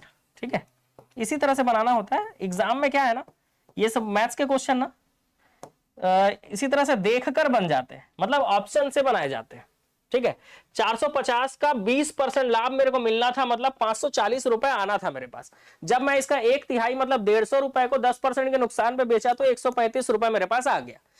बचा हुआ जो पैसा है 135 रुपए, मतलब 540 में से 135 घटा दोगे तो यहां पर घटा के देख भी सकते थे, 135 घटा देते तो बचा हुआ पैसा 405 रुपए और कमाना है मेरे को। तो 300 रुपए का 40% निकाल कर देखे हम, 35% बढ़ाकर देखे, ये भी नहीं होता तो 30 बढ़ाते, 25 बढ़ाते। ठीक है, लाइन से ही करते हैं, ज्यादा अच्छा रहता है एग्जाम में। ठीक है, 100 तक की सभी विषम संख्याओं का योग कितना होगा, तो 100 तक कितने विषम संख्याएं होंगी, तो 1 3 5 ऐसे करते करते 99 तक टोटल विषम संख्याएं होंगी। टोटल विषम संख्याएं मतलब n का मान हो जाएगा 50। ठीक है, और विषम संख्याओं का योग अगर निकालना होता है तो n स्क्वायर करना होता है, तो 50 का वर्ग कर देंगे तो 5 5 2500 आ जाएगा, तुरंत बन गया भाई ये भी आंसर, है ना, ये भी आंसर रेडी है। ठीक है, चलो 2 ट्रेनें एक ही समय पर रायपुर और जयपुर से चलती हैं, एक दूसरे की ओर क्रमशः 80-95 किलोमीटर की गति से चल रही है, देखो कैसे बनेगा, है ना, 80 गुणा 10 घंटे में ये 800 किलोमीटर चलेंगी, और वो 95 गुणा 10 कर दोगे तो 950, तो टोटल कितना हो जाएगा, 9 1750, ठीक है। 1750 किलोमीटर के बाद ना देखो आप देखते जाओ, 1200 इस ऑप्शन में आ नहीं रहा है, 1800 भी इस ऑप्शन में आ नहीं रहा है, ठीक है। तो 1200 इस ऑप्शन में नहीं आ रहा है, 1800 इस ऑप्शन में नहीं आ रहा है, ठीक है। इसके अलावा देखो आप जब 950 मतलब एक तरफ 80 किलोमीटर है और एक तरफ 95 किलोमीटर, तो एक्स्ट्रा कितना हो रहा है, 15 किलोमीटर, मतलब ये दूसरा वाला जो है ना ये 15 किलोमीटर एक्स्ट्रा चल रहा है।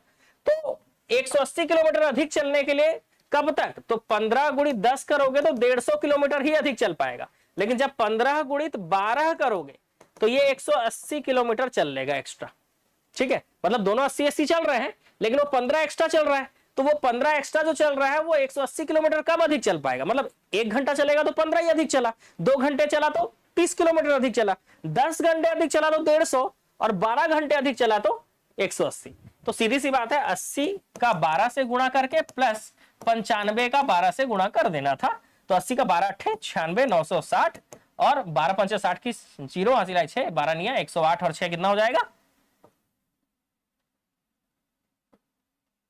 1140, ठीक है। 114 तो 0 हो जाएगा, 6 4 10 की 0 हासिल है 1, ठीक है। 9 1 10 1 11 की 1 हासिल है 1, 1 और 1 2, 2100 किलोमीटर आ जाएगा। मतलब दोनों तरीका था बनाने का, 15 किलो हर घंटे 15 किलोमीटर एक्स्ट्रा चल रहा है, तो 180 किलोमीटर एक्स्ट्रा चलने के लिए उसको 12 घंटे चलने होंगे, तो 12 घंटे तक वो चल रहा है। तो अगर 95 किलोमीटर वाला 12 घंटे चल रहा है तो 80 वाला भी 12 घंटे चलेगा, दोनों 12 घंटे चलेंगे, तो सीधी सी बात है 2100 किलोमीटर चलेंगे दोनों, तो 2100 आंसर है। ये सब लेंथी क्वेश्चन है, सब आराम से बनाया जाता है। किसी निश्चित समय में 9 व्यक्ति 108 खिलौने बना सकते हैं, तो 9 व्यक्ति जो काम है उसको हमेशा नीचे रखना होता है, तो उतने ही समय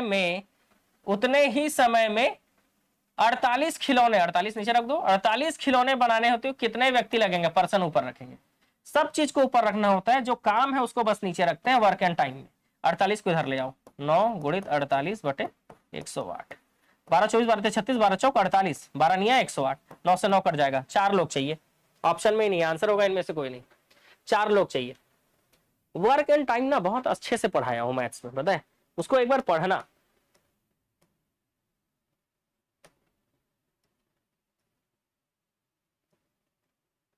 विलोपित हो गया था ये क्वेश्चन, वैसे भी आंसर नहीं है सब में। हाँ चलो, निम्नलिखित श्रेणी में ऐसे के कितने जिनके तुरंत पहले एन है किंतु बाद में यू है, तो ये वाला के तुरंत पहले एन हो लेकिन बाद में यू ना हो, तो के पहले एन नहीं है तो ये नहीं आएगा। अगला के पहले एन हो बाद में यू ना हो, ये लेंगे। इसके आगे बढ़ो, के पहले एन हो बाद में यू ना हो बोल रहा है, मतलब ये वाला नहीं ले सकते। आगे बढ़ो, और कहा ये के है, के पहले एन हो बाद में यू ना हो, ये वाला ले सकते हैं। तो ऐसे कितने के हैं भाई, 2 के हैं। रीजनिंग है भाई, क्वेश्चन तो आसान रहेगा ही। उन अभाज्य संख्या में हो गया पूरा 150 प्रश्न मैंने आपका क्या कर दिया भाई, पूरा सॉल्व करा दिया। देखो है ना, कितना टाइम लगे 150 प्रश्न सॉल्व करने में, लगभग हमने देखो 2 घंटे से भी कम समय में हमने क्या कर लिया, पूरा 150 प्रश्न सॉल्व कर लिया भाई, ठीक है। अब बीच में थोड़ा सा स्टार्टिंग में डिटेल भी तो दिया था 5-10 मिनट, तो 2 घंटे में हमने क्या किया, पूरा 150 मैंने आपको समझाने का कोशिश किया, इसलिए इतना टाइम लगा।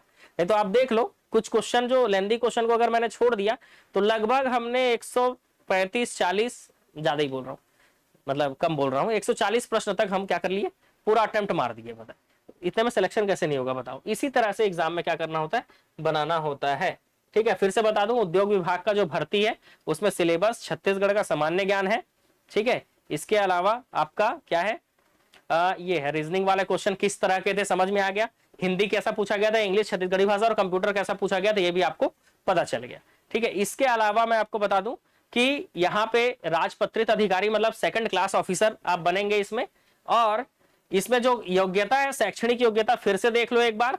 अगर आप पोस्ट ग्रेजुएशन वाले हो तो आपको ऑप्शन मिलेगा, और अगर आपको ग्रेजुएशन में अगर आप सोच रहे हो तो ग्रेजुएशन में इंजीनियरिंग किए हो तभी आप इसको फॉर्म भर सकते हो।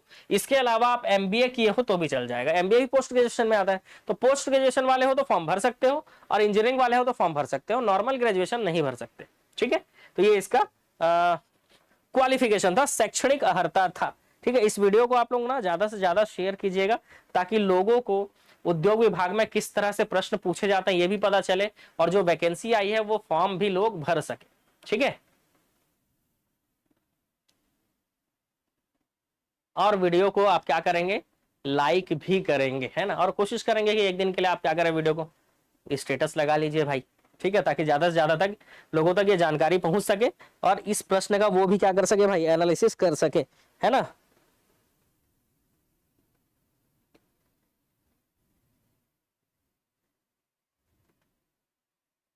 ठीक है, देखो अगर परसुइंग वाले लोगों को, अपीयरिंग वाले लोगों को अगर मौका देगा, ठीक है, तो फॉर्म में ऑप्शन होगा। ठीक है, 10 तारीख को 10 मार्च से फॉर्म भराना चालू हो जाएगा, तो 10 मार्च तक का वेट कर लीजिए, है ना। उसके बाद अगर अपीयरिंग या परसुइंग वाले को ऑप्शन दे देगा ना, तो फॉर्म भर लीजिएगा, और नहीं देगा तो कोई दिक्कत नहीं है, आगे और भी वैकेंसी आएंगी, यही एक वैकेंसी नहीं है, आप एडीओ की तैयारी करते रहिए, छत्तीसगढ़ तो उसमें पढ़ना ही है। ठीक है, और ये रहा रीजनिंग, रीजनिंग की क्लासेस रेगुलर चल रही है हमारे यहाँ, 3-4 टीचर का ऑप्शन मिलेगा, जिस टीचर से आपको अच्छा लगे आप उनसे पढ़ सकते हैं रीजनिंग, पूरा छत्तीसगढ़ की क्लासेस हमारी चल रही है। ठीक है, इसके अलावा कंप्यूटर, हिंदी, इंग्लिश का तो अभी आपको रिकॉर्डेड मिल जाएगा, लेकिन इसकी भी लाइव क्लासेस चलेंगी। ठीक है, तो लाइव भी आप पढ़ सकते हो, रिकॉर्डेड से पढ़ के आप अभी नोट्स बना सकते हो, तो क्लासेस आपको पूरा इसमें मिल जाएगा, कोर्स आपको एप्लीकेशन में मिलेगा। ठीक है,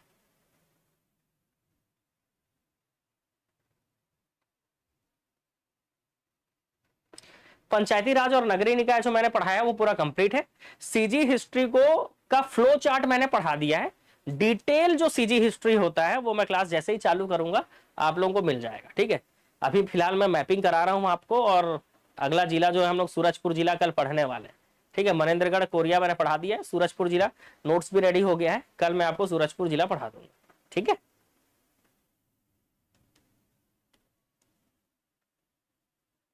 क्लियर। बाकी जो भी क्लासेस हैं, जो एडीओ का एमसीक्यू सीरीज वाला जो क्लासेस है उसको लेकर काफी लोगों के मन में डाउट होगा कि सर वो क्लासेस कब चालू हो रही हैं, तो वो क्लासेस जो है जैसे उसका पीडीएफ रेडी हो जाएगा वो क्लासेस चालू हो जाएगी। ठीक है, तो उसके लिए थोड़ा सा वेट करना होगा, जब तक आप क्या कीजिए, थ्योरी पढ़ते रहिए, क्योंकि एमसीक्यू सीरीज जो है थोड़ा फास्ट ट्रैक चलेगा एप्लीकेशन में, एक एक दिन में हम 400-500 प्रश्न बनाएंगे, तो उसके लिए चिंता करने की जरूरत नहीं है, 4 लोगों से पूछने की जरूरत नहीं है, क्लासेस जैसे ही चलेंगी आपको मैसेज आ जाएगा। ठीक है,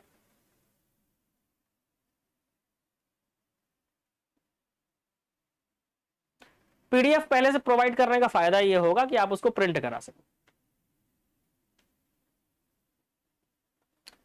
2025 में महिला सुपरवाइजर के वैकेंसी के लिए आप देखिए, अगर चांस बनता है तो, क्योंकि वैकेंसी तो खाली है ना, मतलब अतिरिक्त प्रभार देके, अतिरिक्त प्रभार से ही काम चल रहा है पूरा, मतलब वैकेंसी तो है खाली। अब अगर आ जाती है तो अच्छी बात है, वैसे भी 2 बार जो महिला सुपरवाइजर का एग्जाम हुआ वो बिल्कुल अचानक से ही वाले में हुआ है। ठीक है, बिल्कुल हड़बड़ी में, लोगों के पास दोनों बार में ही टाइम कम था। ठीक है, 2 बार जो एग्जाम हुआ दोनों बार में टाइम कम था, तो वो अचानक से ही आता है, तो हो सकता है इस साल आ जाए या अगले साल आ जाए। ठीक है, वैकेंसियां आएंगी धीरे धीरे करके, जो है वो आएगा। बाकी जो लोग शिक्षक भर्ती की तैयारी कर रहे हैं, आप लोग फिर से रीस्टार्ट बोल सकते हैं अपने आप को। ठीक है,